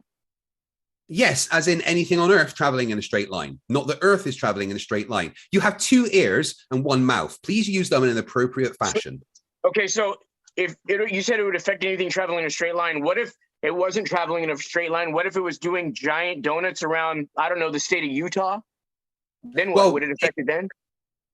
The Coriolis force will apply depending. Well, it would always, if the northern hemisphere, it will always apply a clockwise rotation depending on which way it's going. So straight line north and south, it will always give it directly to the, for going from the equator north, it would always induce a right, make it go ahead of the Earth's rotation. But say you're traveling from, the west to the east, what the Coriolis force is going to try and do there is actually because you're traveling against the rotation, it's going to try and force the whatever's traveling upwards or downwards, depending on which way it's going, east to west or west to east. But because you can't go down because the ground's there and you can't go up because of gravity, it pushes the rotation round to a clockwise direction. So whichever direction that you are going in the northern hemisphere, you're always going to have a clockwise direction induced on you. So that, let's just say for argument's sake that you're right about the experiment, which is it's just laughable. Okay. You say it's laughable. That's because you don't understand it. That's fine. No, I know. I mean, I pretty much I come here just to get schooled by you and get educated by you, Fine. And sometimes I'm hard-headed and I need you to cuss at me for me to really learn. It helps me to understand, It helps break through that blood-brain barrier I got. Okay, so has this guy done the experiments in the northern hemisphere, the equator, and the southern hemisphere? Has he done the experiments going east to west, as you said? They would be different than going from west. Irrelevant. He doesn't have to do the experiment all over the place. The experiment has been done all over the place. And again, if you doubt it, you can do the experiment yourself wherever you choose to do it. So instead of asking stupid questions like, well, has it been done here? Has it been done here? Hasn't been done here? Do it your fucking self. Why would I do a globe ball experiment? I'm not trying to prove anything about the globe. Because this will demonstrate if the Earth is flat or if it is a globe. It will tell you one way or the other. That experiment wouldn't make a difference if it's flat or a ball. It would still probably do the same thing, bro. That doesn't prove anything. No, there's absolutely no reason on a flat, non-rotating Earth that you would be able to calculate the drift of a pendulum based on the latitude. There is zero reason that would happen on the flat Earth. So no, this would not happen on a flat Earth. This can only happen on a rotating globe. So that is the two choices you have: flat, non-rotating, or rotating globe. Which does the experiment lean towards? Rotating globe. That's okay. So you can say whatever you want, but I mean, you could say the experiment leads towards a pyramid-shaped Earth, But it doesn't. It leads towards a rotating globe. Okay. Why are you saying nonsense stuff? Okay, so if the Earth is flat, this experiment would give nothing. If the Earth is flat and non-rotating, wherever you did this experiment on Earth, you would not get a drift induced. Okay, so your experiment is just inertia, something going back and forth, and it eventually stops after 41 minutes. So just in that alone, that doesn't prove anything, because it's swinging a different distance every single time until it stops. And as I explained, that makes no difference to the Coriolis force applied. Really? Yeah. Because you say it doesn't. No, because the math says it doesn't. The math? Yes. I don't know math could talk. Well, absolutely it can. Okay. You're just too dumb to hear it. Well, I'm not going to put a nickel in the swear jar because dumb's not really a cuss word. But you really. Oh, sorry. You're too much of a fucking idiot to understand it. How does that? I thought we were friends, Craig. I don't know why you cuss it for. No. I would rather crawl across broken glass and drag my testicles through it than be anywhere near you. You know what I think? I notice a lot of LED lights and stuff behind you. You need to get grounded. You ever go outside barefoot, Craig? It'll alleviate your migraines that you've been getting. Seriously, I used to get headaches all the time.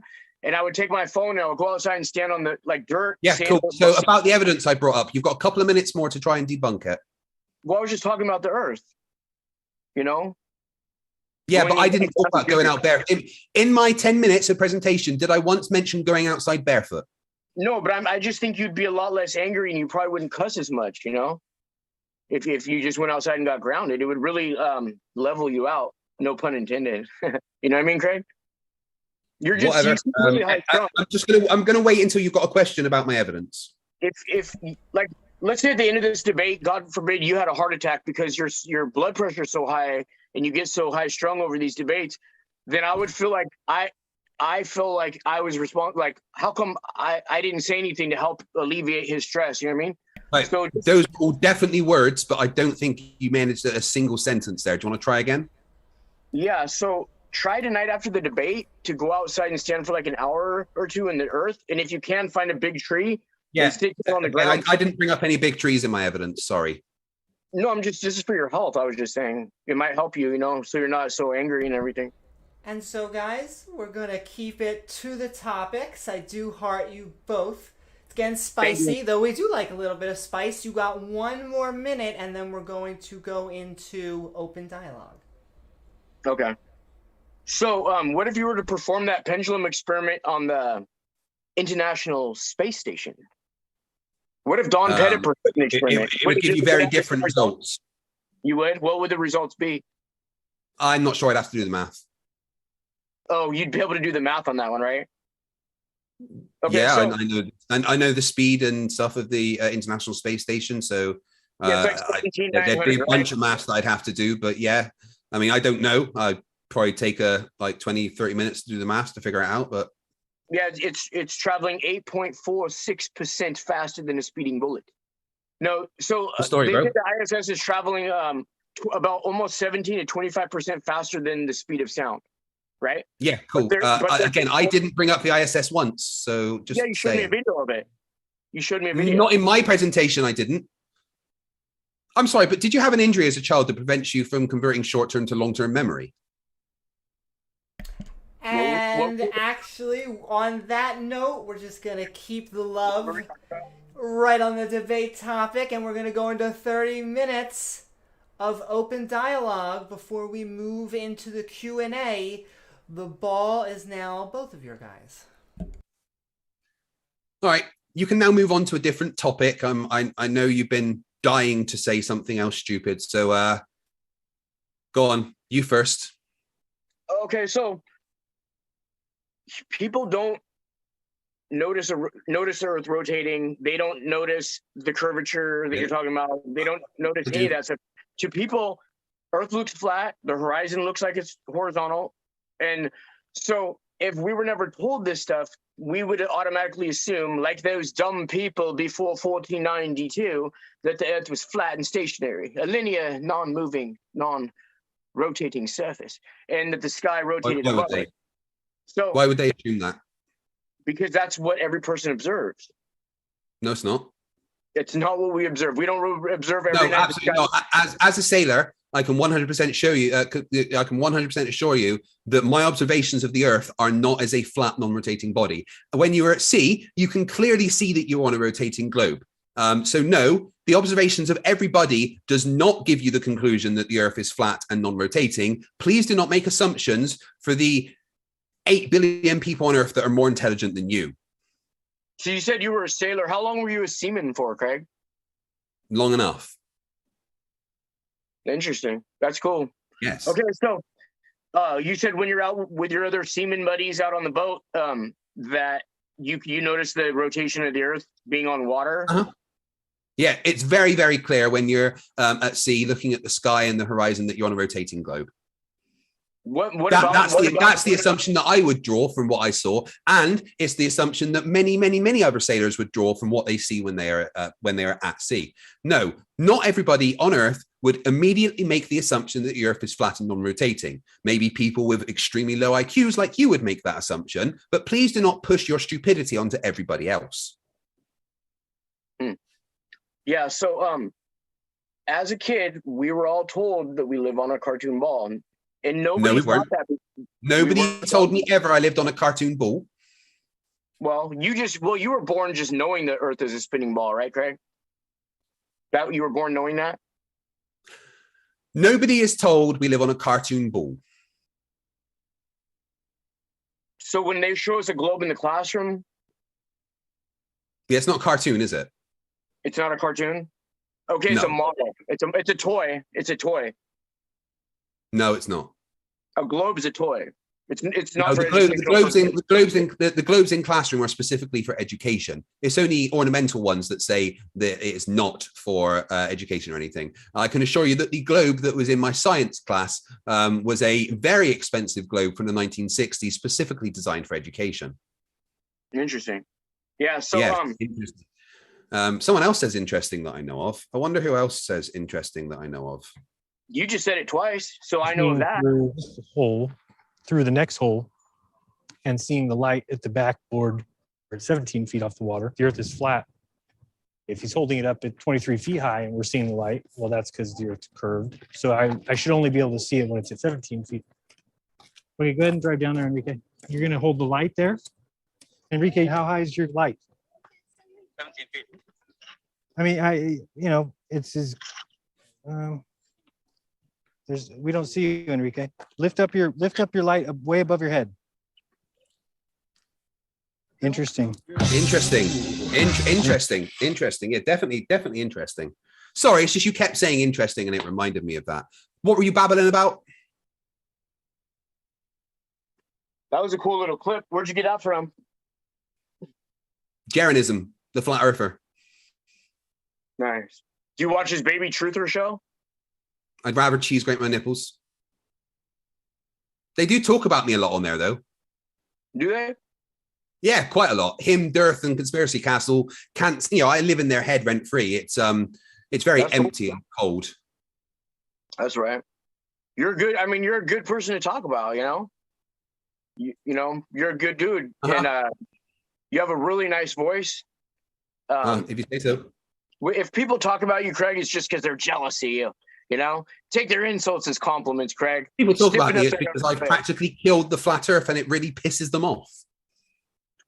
You came back. You were like Nightmare on Elm Street Part 4, because didn't the flat Earth die a long time ago, like in 1492? Yeah, it's been dead for a long time, which makes it even more amazing that evolution went backwards for people like you. Anyway, so a bunch of people are evidence. The Earth is flat. You got any evidence that the Earth is flat? Anything that we can talk about? Well, like I said, it's observably flat and it's observably non-rotating. It's not, though. I disagree. Okay. But to anybody's common sense, that's what they see. When they look on the ocean, it's flat. No, I disagree, and so does practically everyone that I know. Well, I don't know who you know, but I know you know some hard-hitting people up there, But I don't think that's true, Craig, because I've experienced growing up on Earth, and I see what everybody else sees, Are you sure you grew up? Yeah. I try to grow up to be like you, you know what I mean? WWCJ, what would Craig do? You know what I mean? In all seriousness, did your mother have any children that lived? Well, I think I must have lost oxygen for like 9 minutes and 11 seconds. I agree. Anyway, about this flat Earth evidence, have you got any? So you're taking me back to ground zero. Okay. So I don't back to that sweet old flat verse round Earth. Sending love to both of you. And the thing is, though, I'm not really debating that it's round. I actually agree that it's round like a disc. Like the clock on the wall. Have you got any evidence that the Earth is flat you can talk about? Well, I have evidence that water is level. Cool. Level means to conform to the curvature of the liquid parts of Earth's surface. So interesting. So you just proved my point. So it curves to the liquid part of Earth's surface, regardless if the surface is like this or like that or flat, right? But I'm not. I can show you the liquid parts of Earth's surface. You can see them here, and they appear to be curving. So level would mean conforming to the curvature of the liquid parts of Earth's surface. The curvature, as you see there, makes it a sphere. So level would be, that curve there. All right, Craig. I hate to do this to you, but you brought the picture back up, so I'm going to bring back up that picture. So you said that they have to turn their exposure down, otherwise the Earth will be too bright if they wanted to have the stars in the background. That's funny because on Earth, I don't need to turn my exposure down to catch the moon with the stars behind it from Earth.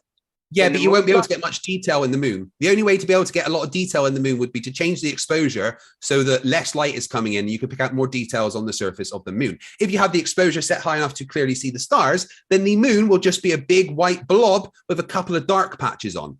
That's what happens. Don't tell me you're a photographer, because that's another lie. Okay, so how come we don't have any pictures of the Earth with the stars, of just the natural picture that we get of the giant bright Earth that's too bright to see any water? There's no pictures of that, Craig. There's no pictures of what? of how you describe the Earth as being too bright to see the water if you want to have the stars in the background. So you have to turn on the exposure. Where's the pictures with the exposure not turned down? Just the natural pictures. It's probably loads of them. Just go and look. But the cameras in space that are taking photos of Earth are probably not set up to have bad exposure levels. None of this is evidence that the Earth is flat, you not understanding how cameras work and asking why there isn't photos of something. That is not evidence that the Earth is flat. Oh, excuse me. I don't need to present evidence as something that's obvious, Craig. Yes, you do. Yes, you do.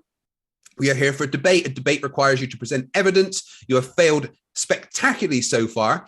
So I'm going to give you one more chance. Do you have any evidence that the Earth is flat? Yeah, sea level. You said water adheres to the Earth's spherical surface, right?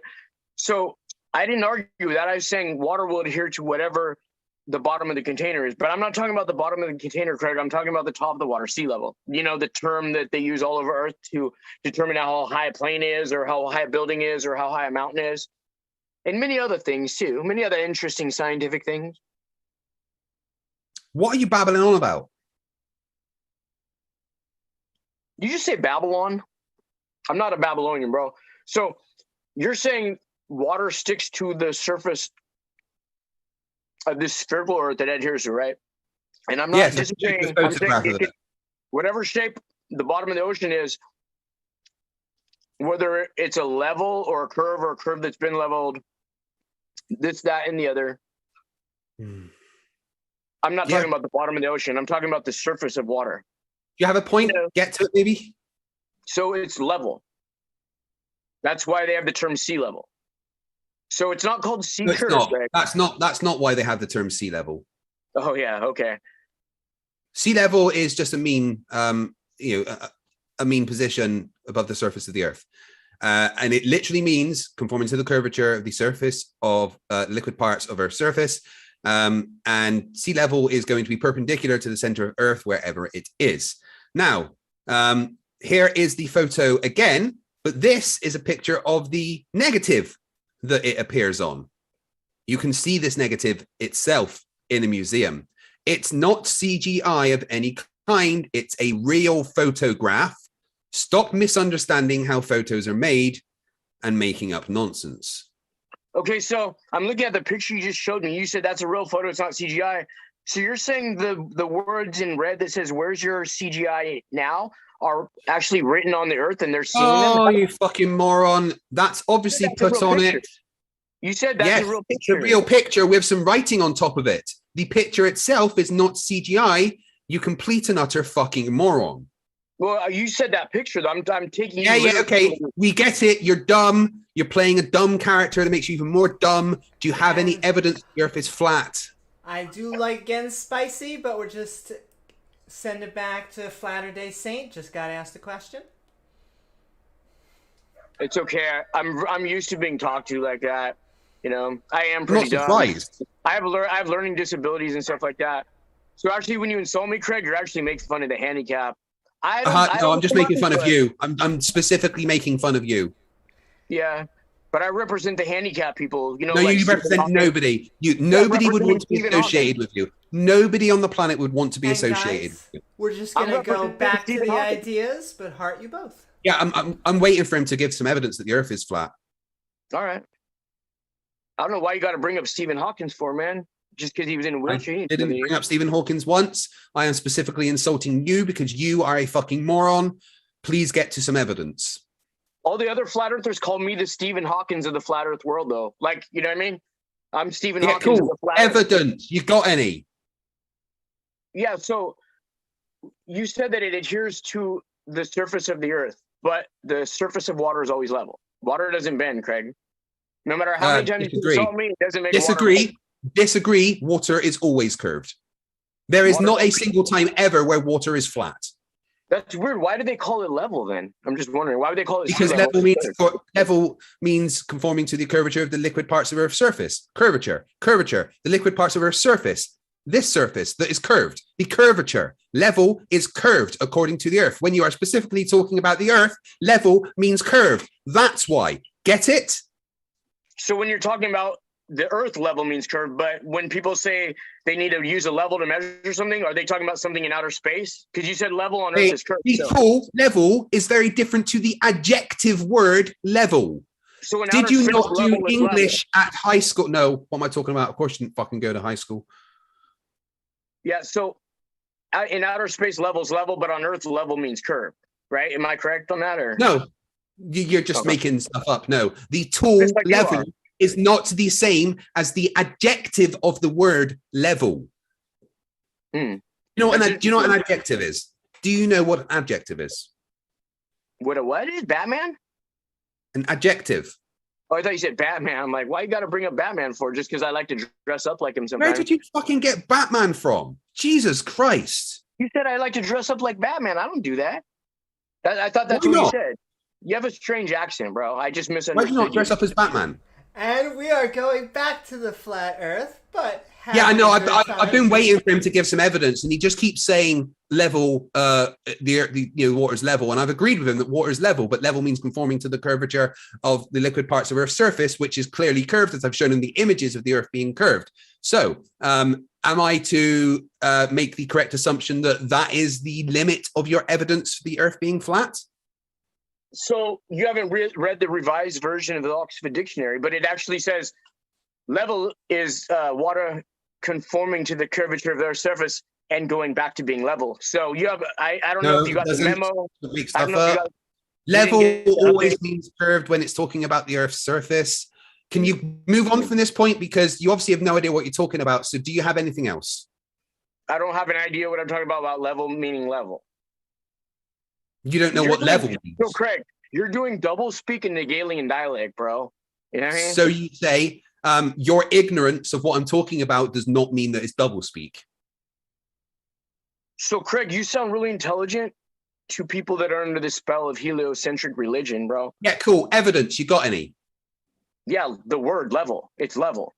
Yeah, flat. Yeah, but level's curved, so it's fine. Level does not equal flat. You're absolutely wrong. Okay, so if it's cold outside, and if you go to mctoon.net/level, you will find over 45 citations confirming that level, when talking about the shape of the Earth, means curved. In fact, according to surveyors, the true level is the curve of the Earth.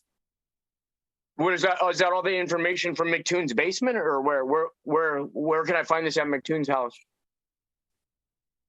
mctoon.net/level. Rachie, unless you want to debate me yourself, you can please shut up with your ignorance in the chat. Is McToon the guy that always eats Skittles? MC Let me write down his website. Yeah, MC Toon. So let me hold on. Let me spell. So go to mctoon.net/level, and you will find 45 citations, maybe more, that the curve. The level means conforming to the curvature of the liquid parts of Earth's surface, or something along those lines, showing that level is in fact curved. So, do you have another point? We have debunked that one. Okay. So let me write down the name. So that's spelled McFlatty. That's McToon's channel, right? It's spelled YOUREADIPSHIT. Greg, you talk so fast. I I have cerebral palsy and epilepsy, so my hands are all shaking and everything like that. It's hard for me to write down these. Yeah, sure, whatever. Cool. More being a piece of shit. Brilliant. Well done. You know what I mean? All right. So let's just go back to the future. I'm going to show you evidence that the Earth is curved then, if you've got no evidence that the Earth isn't curved. Okay, so... You already presented evidence with that picture. Yeah, but this is the back and forward conversation, and so far you've given nothing whilst I've tried to give you a chance to present evidence. All you've done is be a dipshit. So what we're going to do is I'm going to show you something now, and we're going to have a quick discussion about that. Amy, how long is left in the 30-minute back and forth? So we have about 14 more minutes, about halfway done, a little bit more. I do apologize to the audience for subjecting you to this moron. So Craig, here is Craig, I love you. I do not love you. So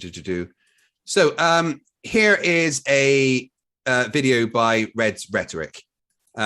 He is looking across the lake where he lives, across the water in Florida, And he's taken this lovely, lovely image you can see of these buildings. For some reason, the bottom of them appears to be missing. It's very interesting. So what Red does is he blinks between the image that he took, being far away with part of the building is missing, with an image of the same buildings taken much closer up. Now, as you can see, as it blinked out, approximately a third of the buildings seem to disappear from the bottom. And as you can see, the actual squishing and distortion is very, very minimal. So the bottoms of those buildings, there's two things we can conclude from this. Either those buildings somehow magically appeared underwater and somebody needs to send help for all those people, or there is something blocking the view of those buildings. I hypothesize that is the curvature of the Earth. And you know what? Measurements verify my hypothesis. So this is more evidence that the Earth is curved and not flat. What do you say to that? I'm going to guess something stupid. You're showing me two different pictures of different buildings right now. You flash from one. I'm showing you the same pictures of the same buildings. Interesting. So the picture with like the more blown out picture that's more brighter. One of the buildings has like a white Jesuit pyramid on the top. Yeah, that's to the right. It's slightly off angle, if you can see. The other picture, you don't see that building. You do. It's when it goes. Sorry, let me mute the sound. My bad. So you can see that the pyramid's here at the front. That's that building right up in the middle there. And then as it blinks to the side, you can just see it. It's more over there. So it's literally behind that building. Two totally different buildings. Look, you can see the building. You can see the bit. Shut up and let me talk. The building in the middle is hiding that building behind it with the pyramid. You can just see the start of the pyramid to the right of the building in the middle. The picture taken further away is slightly more of an angle to the left, allowing you to see it more closely. No, two totally different pictures, yes. Different place. It's not two different pictures. It is of the same place at a slightly different angle, but you can literally link up the top of the buildings. That building to the on the right with the pyramid shapey one, in the one closer up, is behind the building in the middle. So the one when it's taken further away is at an angle more to the left. They are the same buildings. Going nuh-uh just makes you look stupid. So let's just, for argument's sake, say they were, even though they all look like totally different buildings. They are the same. Okay, so both of those pictures are taken from the same place, right? In the same distance? No, they're not. One is taken closer. One is taken. Oh my God! Do you not listen to anything that is ever said? What do you mean? What were we talking about? For fuck's sake! You're talking about the pictures, right? Not yeah. The pictures. And I explained to you how one is far away and one is close. And so we got 10 more minutes, guys, and then we are going to move into our Q&A section. Yeah, can I just quickly say, people in the chat that are like, oh, why are you being so rude to this person? That's because you probably haven't encountered this person before. He is one of the most horrific, horrible pieces of shit that I have ever met in my life. And the way I'm treating him is actually nice compared to what he deserves. Guilty as charged, Craig. Guilty as charged. And I'm sending love to both interlocutors joining us on our round versus flat Earth debate. I got mad love for Craig. You know what I mean? I do not have love for you, and like I said, anyone who has ever loved you is wrong. When Craig calls me a turd or the F word or whatever, he really means that he loves me. Just like when he says level, he really means curved. So if I call you a turd, if I've called you a turd, I have to sincerely apologize. Can I just take a second? If I've called you a turd, FlatterDay Saints, then I, from the bottom of my heart, give my most heartfelt apology to every turd on the planet for associating them with you. I got that 1491 flat on my fingers. So, Craig, every day for you is opposite day. So when you say one thing, it really means the other. It's like Groundhog Day. So every just ignoring the evidence I just showed of the curvature of the Earth then. Just moving on from that, huh? So you showed me two different pictures, and it had nothing to do with anything about curvature. It's two pictures of the same buildings taken, one close and one far away, showing that when you are taken far away, a third of the buildings is covered by the fucking ocean. There's another quarter in the swear jar for you, Craig. I'm going to be rich by the end of the show. I'm going to split the money with you, though. But wait, what were we talking about? Okay, so if you were to put a flat piece of paper up to the line of the sea level or the sea curve, whatever you call it, it would be flat. And by saying flat, I don't mean curved. I mean flat. Like, yeah, no one thinks that flat means curved. Nobody thinks that flat means curved. And with a low field of view like that, I mean, that's probably what, like 2 or 3 miles across that you're seeing there.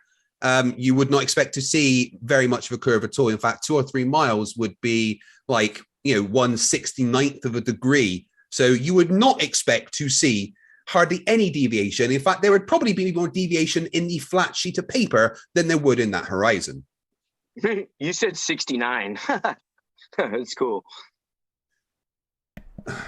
And got about 5 more minutes, guys. If either of you have your burning desire questions for each other, round versus flat earth, now's the time. Craig, for my next rap song, I'm doing another flat nasty song on my YouTube channel, FlatterDay. Every rapper in the world has just phoned me and said, please stop doing rap. No, I'm climbing my way up to the top of the flat earth rap charts, bro. Cool story, bro. Yeah. So anyways, would you do the introduction? Because normally I go, ladies and gentlemen, welcome to the flat, so on. So would you be willing to? I still don't have a freaking 1,000 subscribers. What the hell's going on?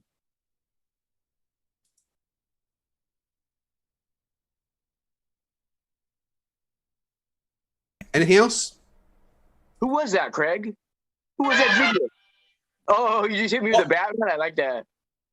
Hey, would you be willing to wear the Batman suit and to introduce me, like, for my next song? I'd be honored.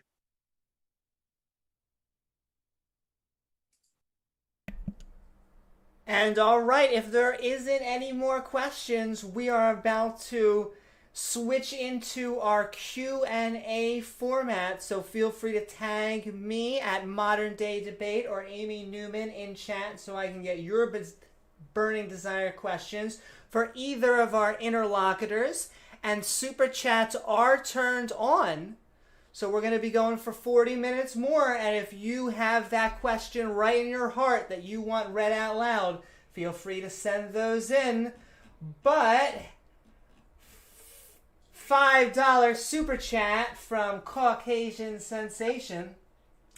Flatty Cakes. A triangle has side of 1 mile by 5,200 feet by 1,760 yards. What are the internal angles of the triangle?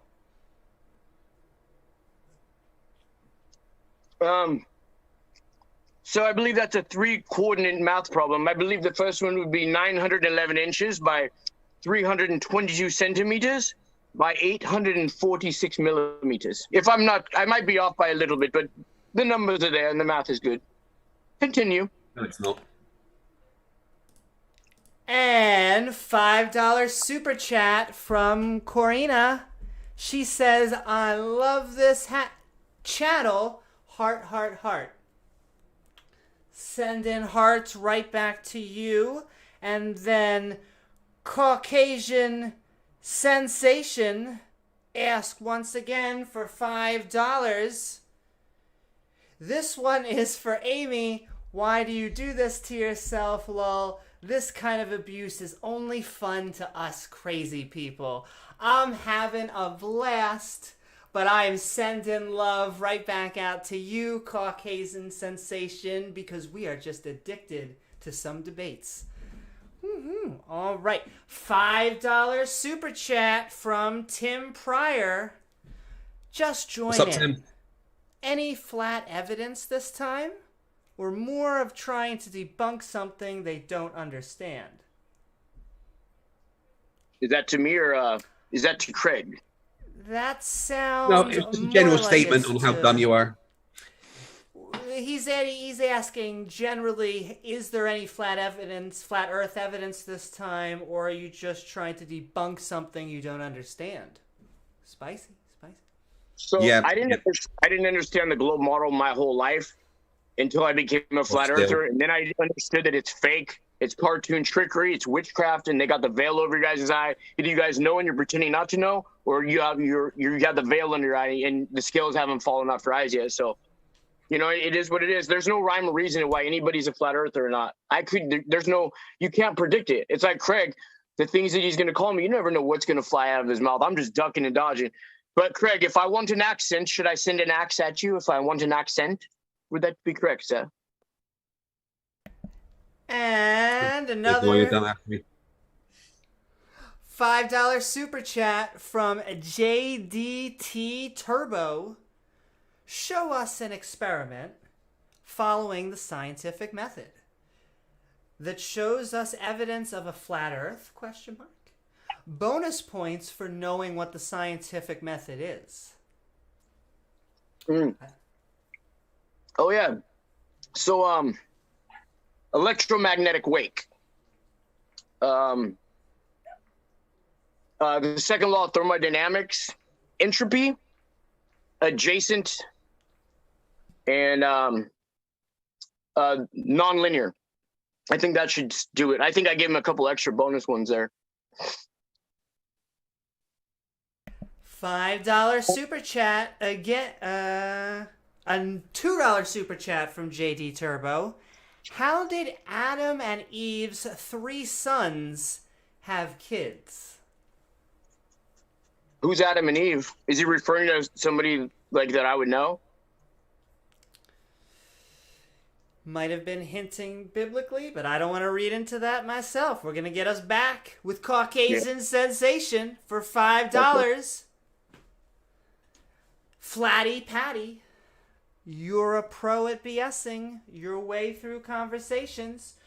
Your tactics won't work on Craig, but it's fun watching you squirm. Well, Craig has me up against the ropes. You know, I threw in the towel a long time ago, but my coach, who likes to yell, Adrian, wouldn't let me throw in the towel. You know what I mean? Craig roughs me up. Last time I had an altercation with Craig, I ended up in a coma for a week. But that was hereditarily horrendous. But thank you for asking. I'm doing fine, though. Thank you. $5 super chat from the Crawdaddy029. FlatterDay, do you accept that apocalyptic meteors are real? Not any specific event, just in general.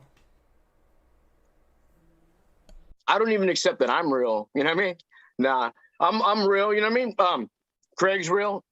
Meteors, I believe that this is what I believe, bro. I can't prove it, but I believe that when you see shooting stars, if it's not some type of government aircraft, what they are is they're demons, fallen angels that are trying to hold on to the firmament to listen to the celestial beings speak in the tongues of angels. And since they're not fixed and they get tired, they fall back down. That's why Disney, you know, pushes so hard to wish on that shooting star. Hollywood Boulevard's got the What stars. you You know just what I mean? said They want you to worship is one of the devils, most basically. insanely idiotic things I have ever heard. At no point in your rambling, incoherent response were you even close to anything that could be considered a rational thought. Everyone in this room is now dumber for having listened to it. And we're going to just keep it up. Nice. It's a good movie. Good one. But Good one, guy. we are moving on to another $5 super chat from JD Turbo. Thank you so much for your support. JD's in the house. JD asks, Fight the Flat Earth, can you spin your chair at 15 degrees an hour? Be careful to not fly off of your chair. Here we go. I am going to spin on my chair the exact same speed that the Earth's rotating. Ready? I'm doing it. I'm doing it right now. I better hold on.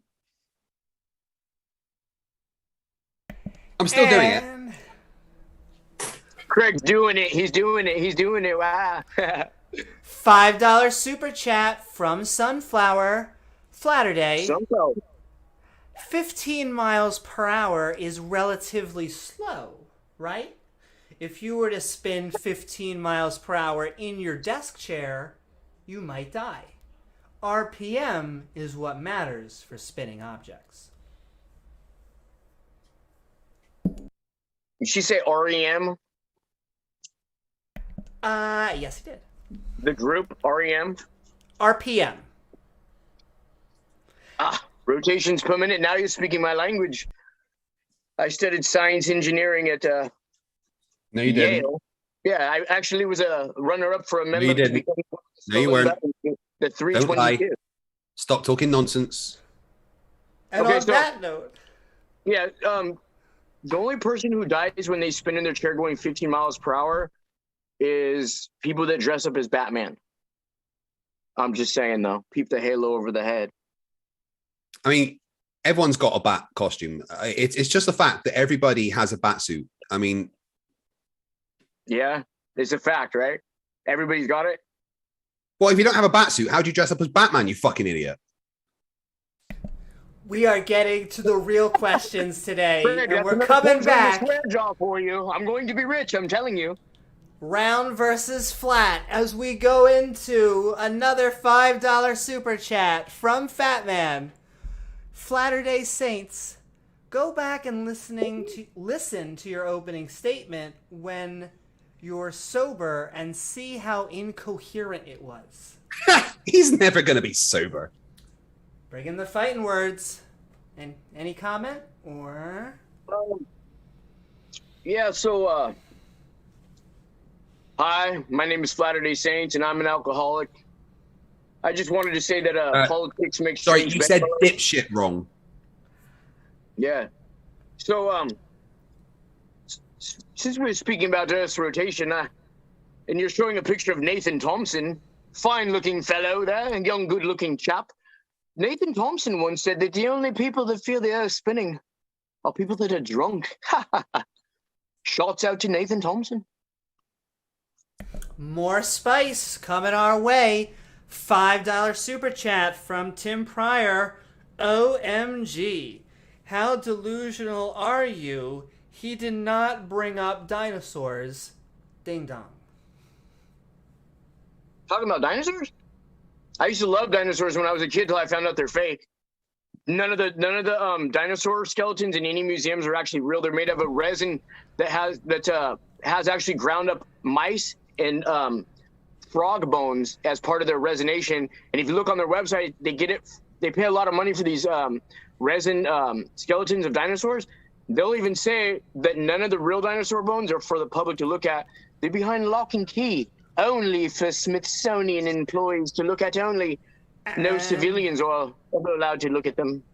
That also sounds like another juicy modern day debate. And we're going to bring it on back around to the round and the flat with a $20 super chat from Farron Salas. Thank you so very much for the support.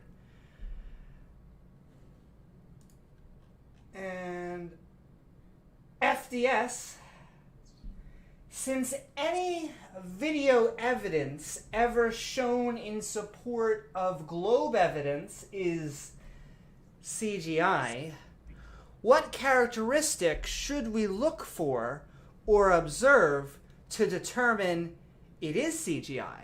Should we also assume you debating tonight is just a CGI version of you?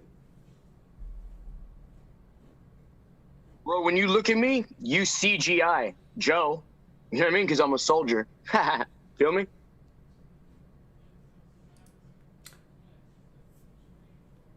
All right. We're going to keep on moving. Thank you so very much, Farron Salas, for the support. We are sending you hugs. But a $5 super chat from Steve, 6464. FlatterDay Saint, could That's level me. in sea level mean the same as height, stage, or point? Interesting. So they are references to something that you can measure on a linear measurement.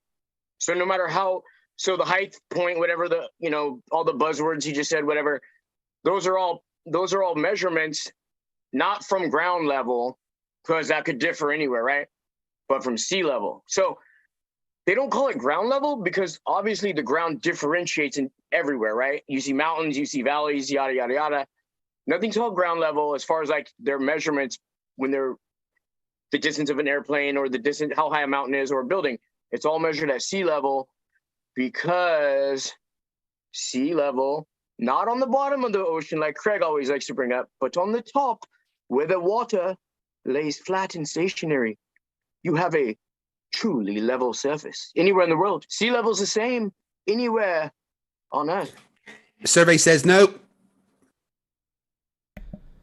$2 super chat from K. Lewis. Loser of debate is the chat for being so humorless. Well, I'm sending love out to chat and everyone out there in the interwebs. Thank you so much for joining us tonight, and thank you so much, K. Lewis, for your super chat. And all right, $5 super chat from Holy Smalls. Bless you, Fight the Flat Earth. You are the patron saint of self-punishment. We can just pretend that I asked a very important question if you want. Yep. So I was actually in a past life, I was evil. I was like a horrific evil being in a past life, and this is my penance. That's true, he was. He's also in this life too. Hey man, No one wants to hear you talk. Shut up. Don't try and get involved in my joke. No one wants to hear your stupidness. You're taking the piss out of it, Craig. And no one's asking you to talk. That's for me. $5 super chat from Fat Man. Fight the Flat Earth. You said he's someone dumb who's playing dumb, which makes you more dumb, is the insult of the year. And what? Dumb means smart, because level means curve, black means white, and bad means good, and sick means ill, right? Gotcha. Yeah, sure. Jay Crickshank in the chat. I'm horrible to Nathan Thompson because, he deserves nothing more than being horrible to. He shouts at kids and beats his dog. $5 super chat from... He also believes the earth is flat, too. Big Dumb Movie.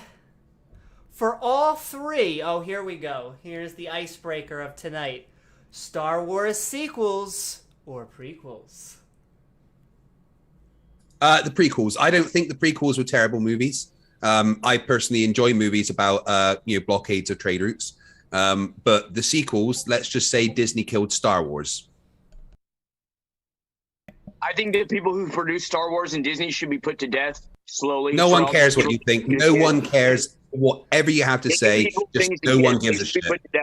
Literally, nobody cares what you've got to say. Bro. Not one person on the planet has any care about anything you've got to say. I just want to say, for the record, modern day debate is okay with Disney being alive. Anyway, as we move along, we only have, it looks like, a few more super chats, so we'll move into the regular chats for the remainder of the time. But if you want your burning desire question read before the debate is over, send those super chats in to move them right to the front of the line. But $5 from Holy Smalls. Fight the Flat Earth. I know you're Scottish, but do you have to keep talking to sheep? Oh, thank you. Yes, I'm obviously clearly Scottish. That's a joke from a previous debate, so it's a bit of an inside joke. $2 super chat from Johnny Rock. You going to Flatterfest? F-L-A-T, Flatoberfest. You going to Flatoberfest in SC, sub to Dearth It Flat. I think that's for you, FlatterDay Saint? You going to Flatoberfest? No, unfortunately, I'm not going to be able to make it,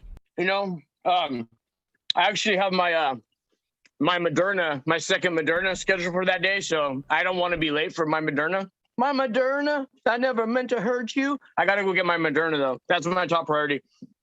You know, it's not about me; it's about protecting people around me. So, unfortunately, my Moderna takes precedence over Flattoberfest. But thank you for asking. I appreciate the offer. And a $5 super chat from Caucasian Sensation. So, as an addict in recovery, you're pretend drinking, eating bananas with the peel on, and chewing on crayons is an attempted scapegoat for your idiocy. Uh-oh, the spice is coming. Craig, I think that one's for you. They're addressing you, Craig. I'll let you handle this one. Is that for Craig? You're a retard. Well, I will say this. It was for whoever was drinking and eating bananas with the peel on. We're going to put it with Of course, that. the thing is, even monkeys understand that they should peel bananas. And all right, with that, we're going to move into some questions from Mark Reed. What's up, Mark? Fight the Flat Earth. Is that true? Do you get money from NASA, Herpaderp? Yeah, of course. I get what's called my monthly show check. And because my channel is very close to 50,000, I get my monthly bonus. And also, I've been invited to take part in the annual breakdancing competition that we hold on the secret NASA moon base. MC Toon's actually the referee this year because he's been told he's not allowed to enter anymore because he's too good and no one else stands a chance. Question from Mikawatch. I think this was going out during your intro FlatterDay Saints with the Spice. When will he present evidence?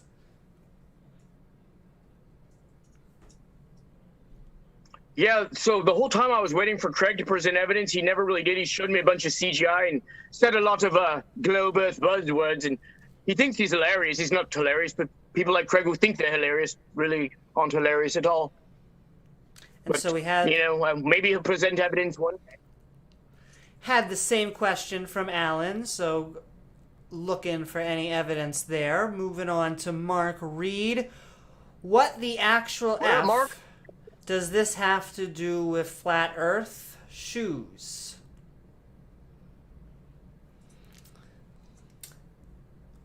Is that to me? I believe So that was as you can see, homie, I'm no mask, no shoes, no nervous. I don't know. If you're asking me questions about shoes, I'm probably the wrong person. I don't wear them, so you know what I mean? I'm not equipped to answer that question. I stay grounded. Ain't nobody gonna keep me from getting grounded. So the reason he doesn't wear shoes is simply because he's unaware of how to tie shoelaces. And question from be right. Det Rusty Garterail Bear. How is the water adhering to the camera with no gravity? So gravity isn't causing it? No one asked if gravity was causing it. The claim was that water could not adhere to the outside of anything, and I debunked that claim. However, gravity is demonstrated via every experiment ever that demonstrates gravity is real, like the Cavendish experiment, the Schehelian experiment, the Eddington experiment in 1919, the Pound Replica experiment, and all the LIGO institutions. So, yeah. What about if you threw a magnet and stuck to a fridge? Does that demonstrate gravity too? I'm sorry. All I heard there was derp, derp, derp, derp. Question from Cassandra. How do you know it's CGI? What methodology did you use to empirically demonstrate that claim? I didn't. What I asked Craig was for him to demonstrate it and where the source came from. He couldn't. I said it's a possibility that it could be CGI, you know? But I think the last picture of the globe where it had red writing on it, I don't think that's CGI. Not just because Craig said it, but it looked real, and I could tell if something's real. And that globe looked real. With the red writing, that was definitely not CGI. So Craig won on that one. We got a bunch of more super chats coming in. Thank you guys so much for the support. $10 from Dave Fear. Amy. Last time Harold spewed misinformation on COVID, cancer and viruses don't spread? At what point do you stop dangerous misinfo that could get people killed, all in the name of neutrality? And I will say we do want to stick to the topic. I apologize if it looked like anything was going through. We do want to, it's a balancing act. We want to let everybody finish their statement and what they're saying, but we also want to follow YouTube's TOS. Thank you, YouTube overlords. As well as we want to keep things on topic just because that's what the audience came here to see. And so, sending love. Thank you so much, Dave Fear. And moving right along, $5 super chat from Andrew Rouse. It must be the balding head of yours that lets you fit in so much truth. Is that to me? I mean, I do have a receding hairline, but that's what happens when you get to 38 and talk to flat earthers every day. Frankly, I'm surprised I've got any hair left. Craig, I thought you've been 33 your whole life. I'm sorry, You know what I do not speak moron. You're going to have to try English. Try again. I'm just saying, though. Nope, sorry. I'm just getting moron. I do not speak moron. Try English. I thought you were 33, bro. That's what you told me last time. Sorry, I saw you. Nope. I'm just hearing derp, derpy, derp. Every time you talk. $5 super chat from Harold. FlatterDay Saint. That's me. Oh, my lordy. It was just like the comment before is now commenting on this.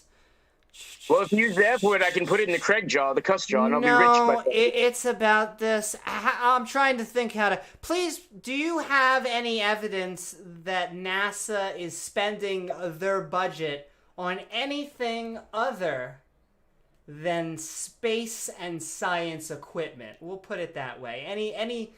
Any evidence of any larger conspiracy?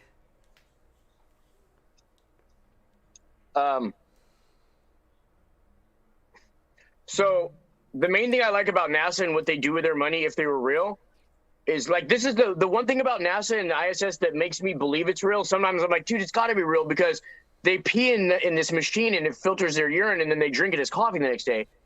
And I'm like, if that doesn't scream reality to you, then nothing else will. So if I were a Glober, which I almost am, because once the pee machine gets modified, we don't want you though.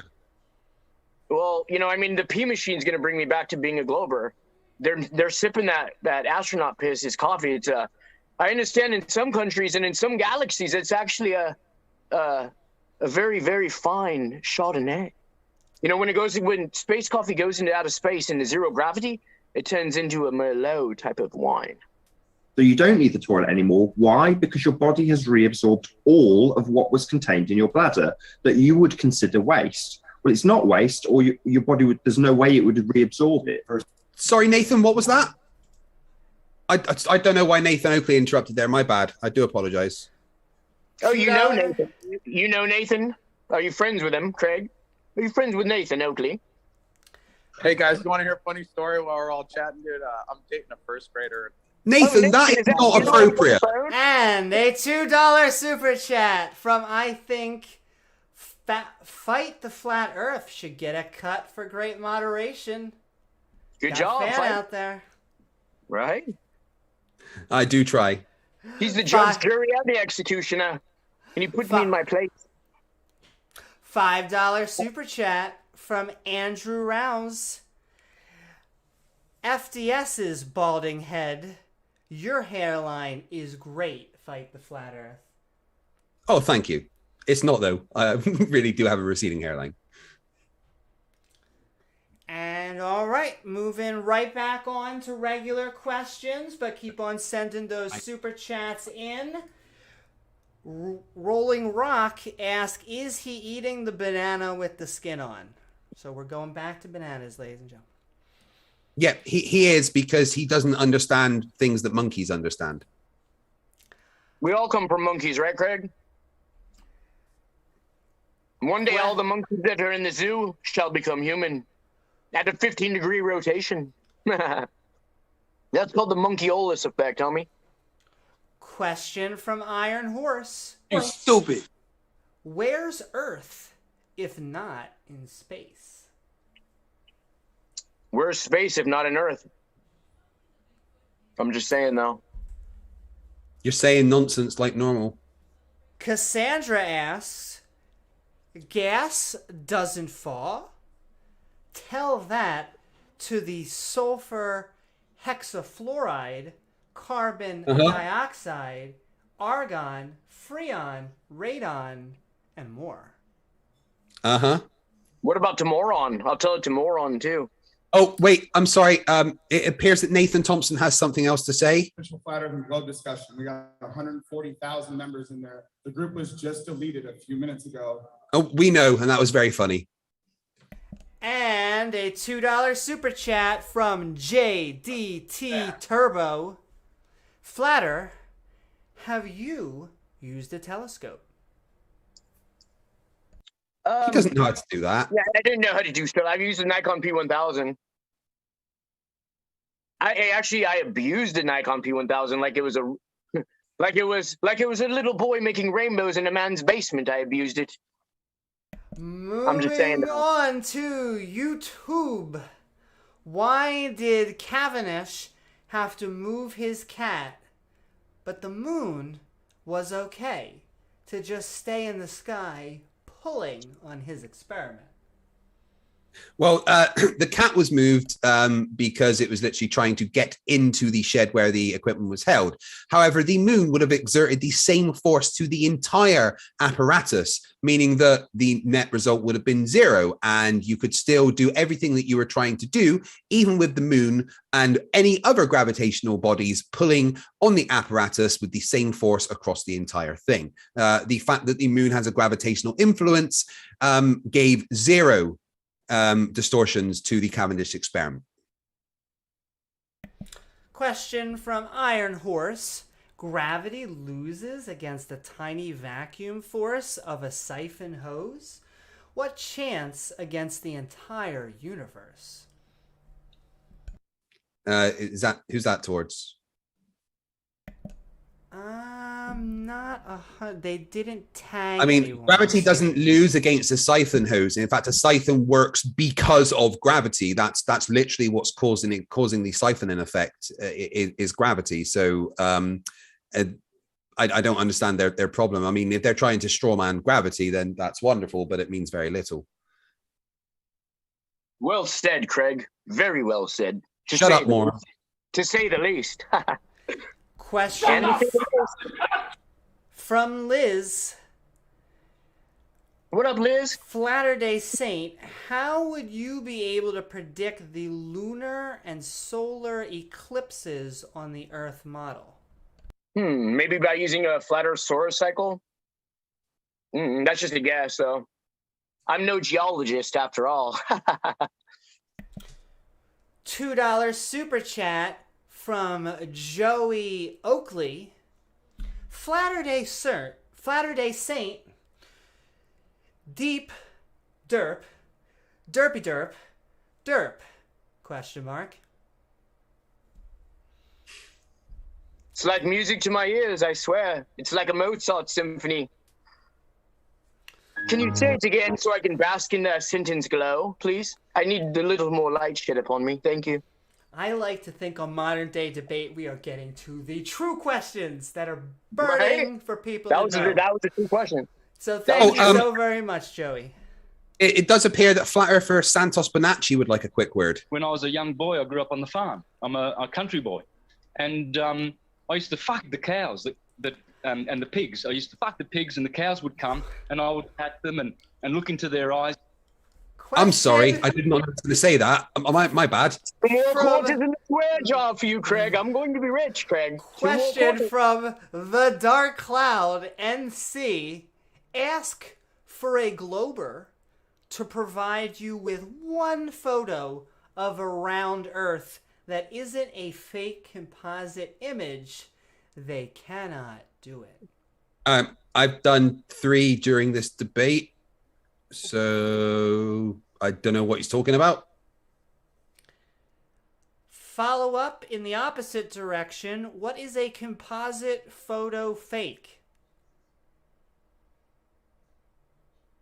They think that any picture is just a fake composite done in Photoshop and isn't real, except, like this one, which was taken with a Hasselblad camera, a physical camera with a 50mm lens, and the negatives exist, which I showed earlier. Why do you got to be so negative, Craig? Shut your face. Oh, Craig. Question from If I was you, Liz. I'd talk to me like that too, bro. You know what I mean? Nothing but love. You stupid.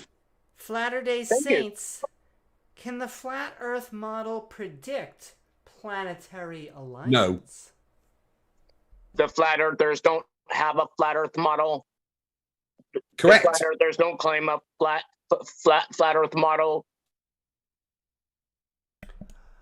Question from Mayaki Man. Fight the flat Earth. Well, if we can change the properties of materials like super cold, then I can get water to stick to a spinning ball on Earth. Yeah, that was one of the points I made earlier, actually. Freeze the water. It's going to stick to whatever you want. Hey, Craig, when water goes from frozen to liquid, it's 33 degrees. Shut the fuck up, Nathan. I'm just saying, though. You know what I mean? Did you not hear Team then? Was that Team Skeptic? Whatever happened to him? Did he fall? Did he get that what's going around that Delta? I heard he got COVID. I hope he's okay. I was gonna send him Anyway, next one. $5 super chat from Dave Fear. Why did you dodge the question? Neutrality more important than people's lives? Is this Fox News? Which was back in response to Dave Fear's $10 question. I would say I apologize if you thought I was dodging the question. I really am trying to find a middle ground. I would rather not have those subjects actually being brought up.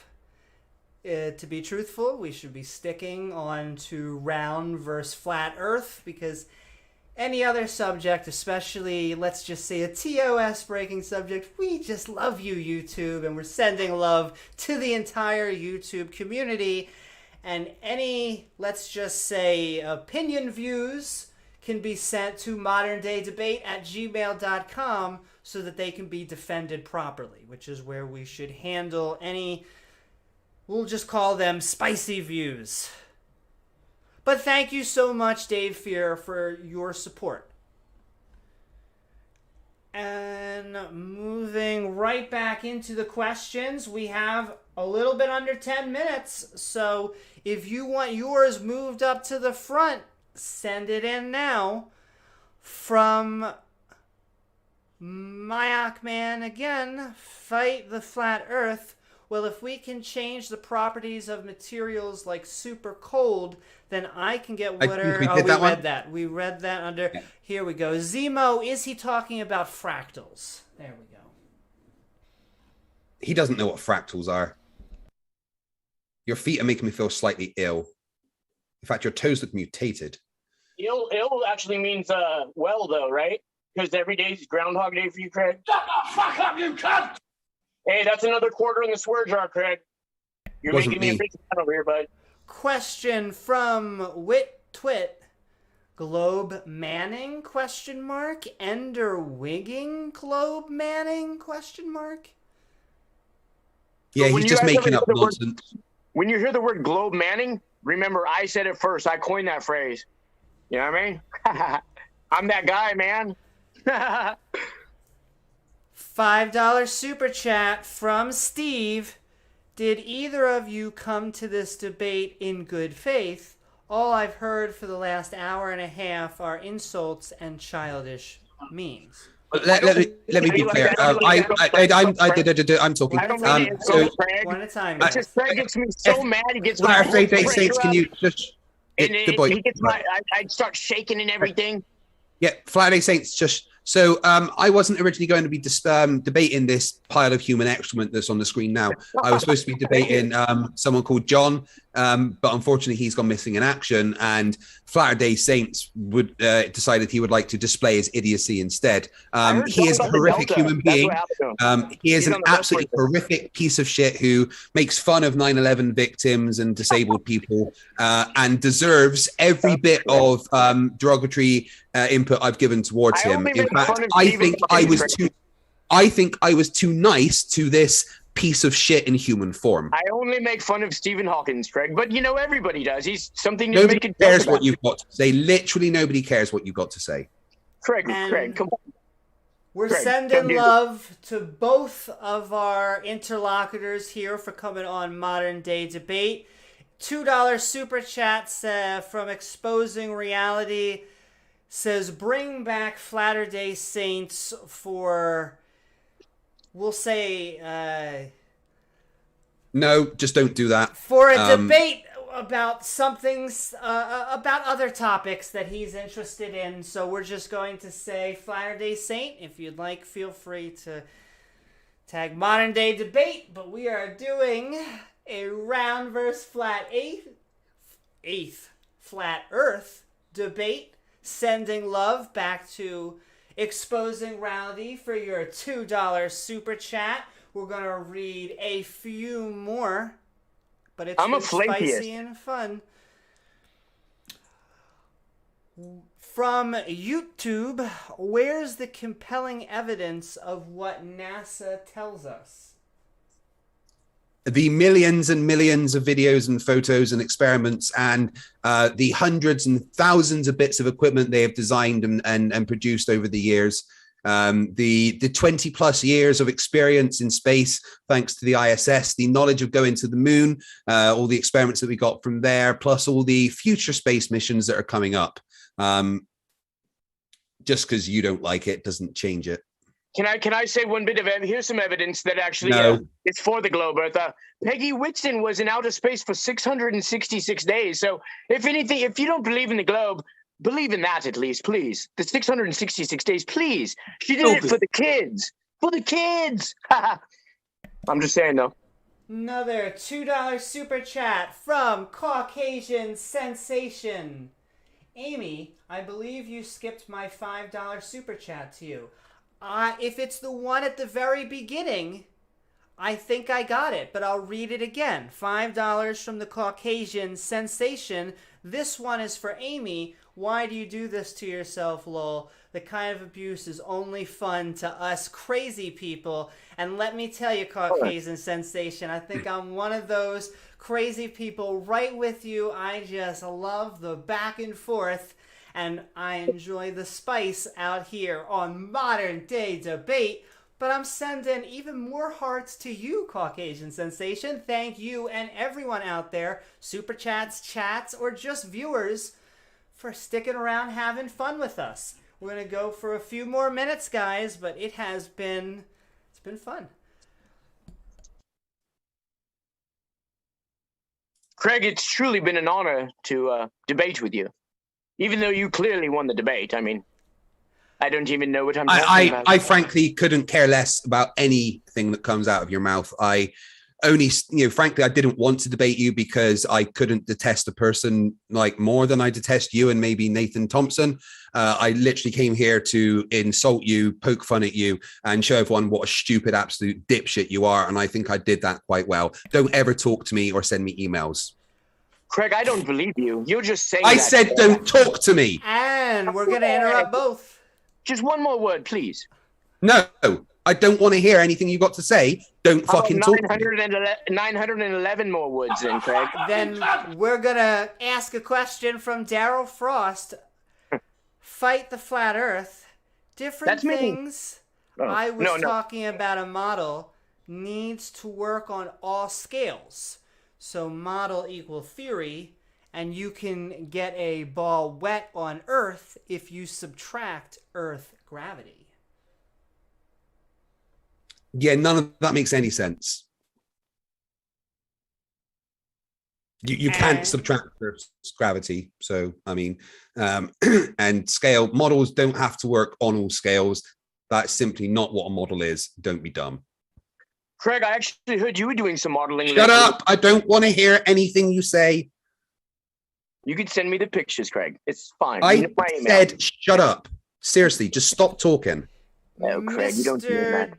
Din asks, if you use a telescope to look at the moon, you can see it's a globe. Clearly, wouldn't you say the same for Earth? Yes. I'm tougher than you, Joe the Toe. I'm tougher than you. Sorry, I'm just responding to more. Tougher than anybody. Craig's a monster. Trust me, you don't want to get on Craig's bad side. Be quiet. Craig Nobody wants to hear your moronic dribble. Just shut up. And this is going to be sending a shout out to our Discord, who often has after shows after the debate. I think they were finding out right while I was looking up the first time. But check that out. The link is in the description to go for even more awesome debate fun. $2 super chat from JDT Turbo. Fight the Flat Earth versus Nathan Oakley, please. Oh my. Well, I've gone onto his show and ruined his stupid ass once already. When he said that the fallacy of affirming the consequent is when you ask the question if, like a dipshit. However, Nathan is far too much of a coward to step outside of his echo chamber and mute button. I would heavily suggest that you go and watch MC Toon's recent video where he explained all about how much of a coward Nathan Oakley actually is. It's called Earth Flat Me Scared.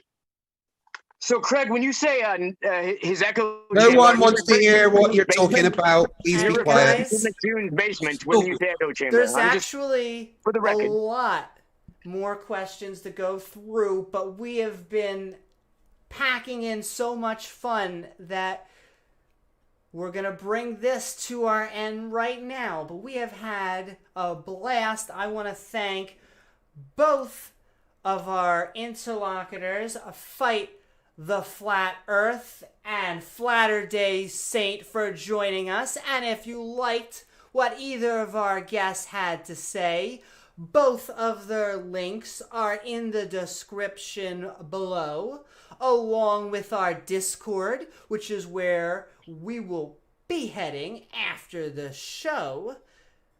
Don't forget to like and subscribe, everyone. And with that, I'm going to head it over to Fight the Flat Earth. Where can people find you, and what are your final thoughts? Just search on YouTube, FTFE. You'll find this ugly mug all over the place. Thank you very much for having me on. I always enjoy ruining a flatty and allowing everybody to see the complete and utter ridiculous dumb shit the flat earthers spout out their stupid face holes. I will be holding a brief after show on my channel, which has been going for the past few hours anyway, thanks to Brainy Beaver. So I'm going to quickly pop over there and say hello to everybody. And then you can come back to my channel tomorrow for the new episode of Flirfs Are Idiots, titled Flat Earther Becomes a Child Predator. Thank you so very much, Fight the Flat Earth. And we always will give shout outs to after shows. So feel free to link your after shows and we'll get that in the description, just like Fight the Flat Earth. It's going to have an after show. Fat? You calling me fat? Eh? Yeah. Look fantastic. Greg, after this, you're going to be changing your name to Fight the FlatterDay Saint. And with that, I'm going to hand it to you, FlatterDay Saints. Thank you so much for joining us. Where can people find you, and what are your final thoughts? Sorry, I had a mouthful of crayon. I couldn't find my purple crayon, though. But anyways, yeah, so like I said, I'm not a flat earth debater. Low-key flat smacker, but I'm a flat earth rapper. So if you guys want to see some good flat earth rap videos, I'm not a mumble rapper, I'm a flat earth rapper. Go to my channel, FlatterDay Saints at YouTube. And check out Flat Nasty. Check out my song Co-Vagina. Check out FlatterDay Saints.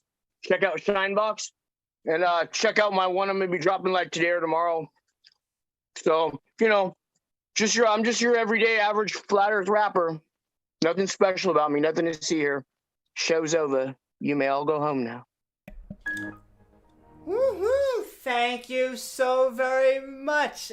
I want to thank you all for joining us on Modern Day Debate. We are a neutral platform welcoming everybody from all walks of life. If you're looking for more awesome debates in the future, don't forget to like and subscribe, including tonight's debate on Flat Earth. I want to thank our two interlocutors, FlatterDay Saint and Fight the Flat Earth, for joining us tonight. And once again, if you like anything that either of our guests said, their links are in the description below, along with our Discord, which is where we will be heading after the show, along with any other after shows. With that, I'm Amy Newman with Modern Day Debate. We hope you continue to have great conversations, discussions, and debates.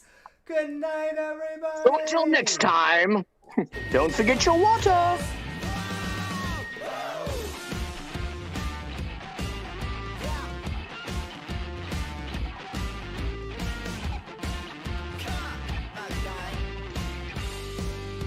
I'm going to jump off. Thanks very much, guys.